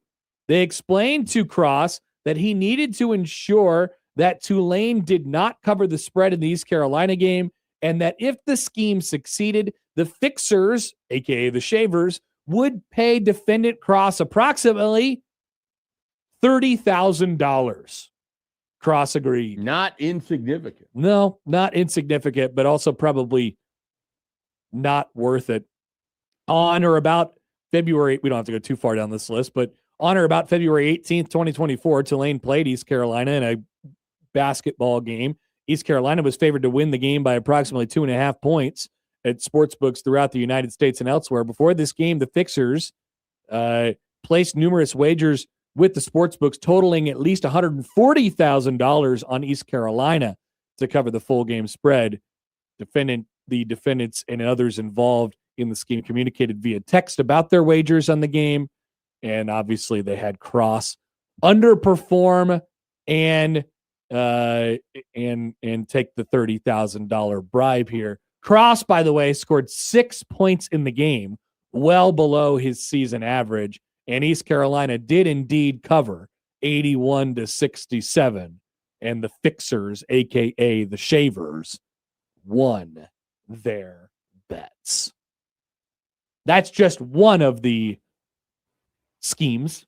One of the things that was involved. One of the people that were involved in this situation. There's former NBA players. I think there is, by the way, one singular current NBA player on this list. There are many former DePaul basketball players on this list. So yes, there is. This is going to be rocking the college basketball and basketball world, I suppose, today. So enjoy that, everybody. I don't know how you stop it. I don't either. I mean, like, at least that's not to say that I think that you shouldn't do all things that you can do to stop it. It's just very, very hard to prevent. At least we can say, like, at least we could say that the legal sports books are preventing people from getting away with this. Yeah. Like it seems like, and all of the, ability that people that our agencies and the people that watch over this stuff have to be able to see exactly what's going on to catch it. Like, I think we're better at that than we've ever been. But I mean, they know, like, just not to use Kevin Cross as the only example here, but like, he knew when he was agreeing to this, how, like, the consequences, I don't know what the consequences specifically are going to be for him, possibly jail. Like, that's a pretty significant consequence, all for 30 grand. Yeah. like you said, not an insignificant amount of money, but if you're gonna if the opposite side is jail, if we get caught here, it's probably gonna have to be more than 30 grand for me. I'm not selling out for more than 30 for less than 30 grand. Do we need to figure out what that number is? Maybe. What is jail worth for Happer? I would never do anything wrong. I would never do anything wrong. Put For it on any the amount of, I would whiteboard. never be coerced, and I would never be bribed. Yeah, I would be incapable of that. It is a problem. I mean, this is one of the things that you hope that NIL can kind of help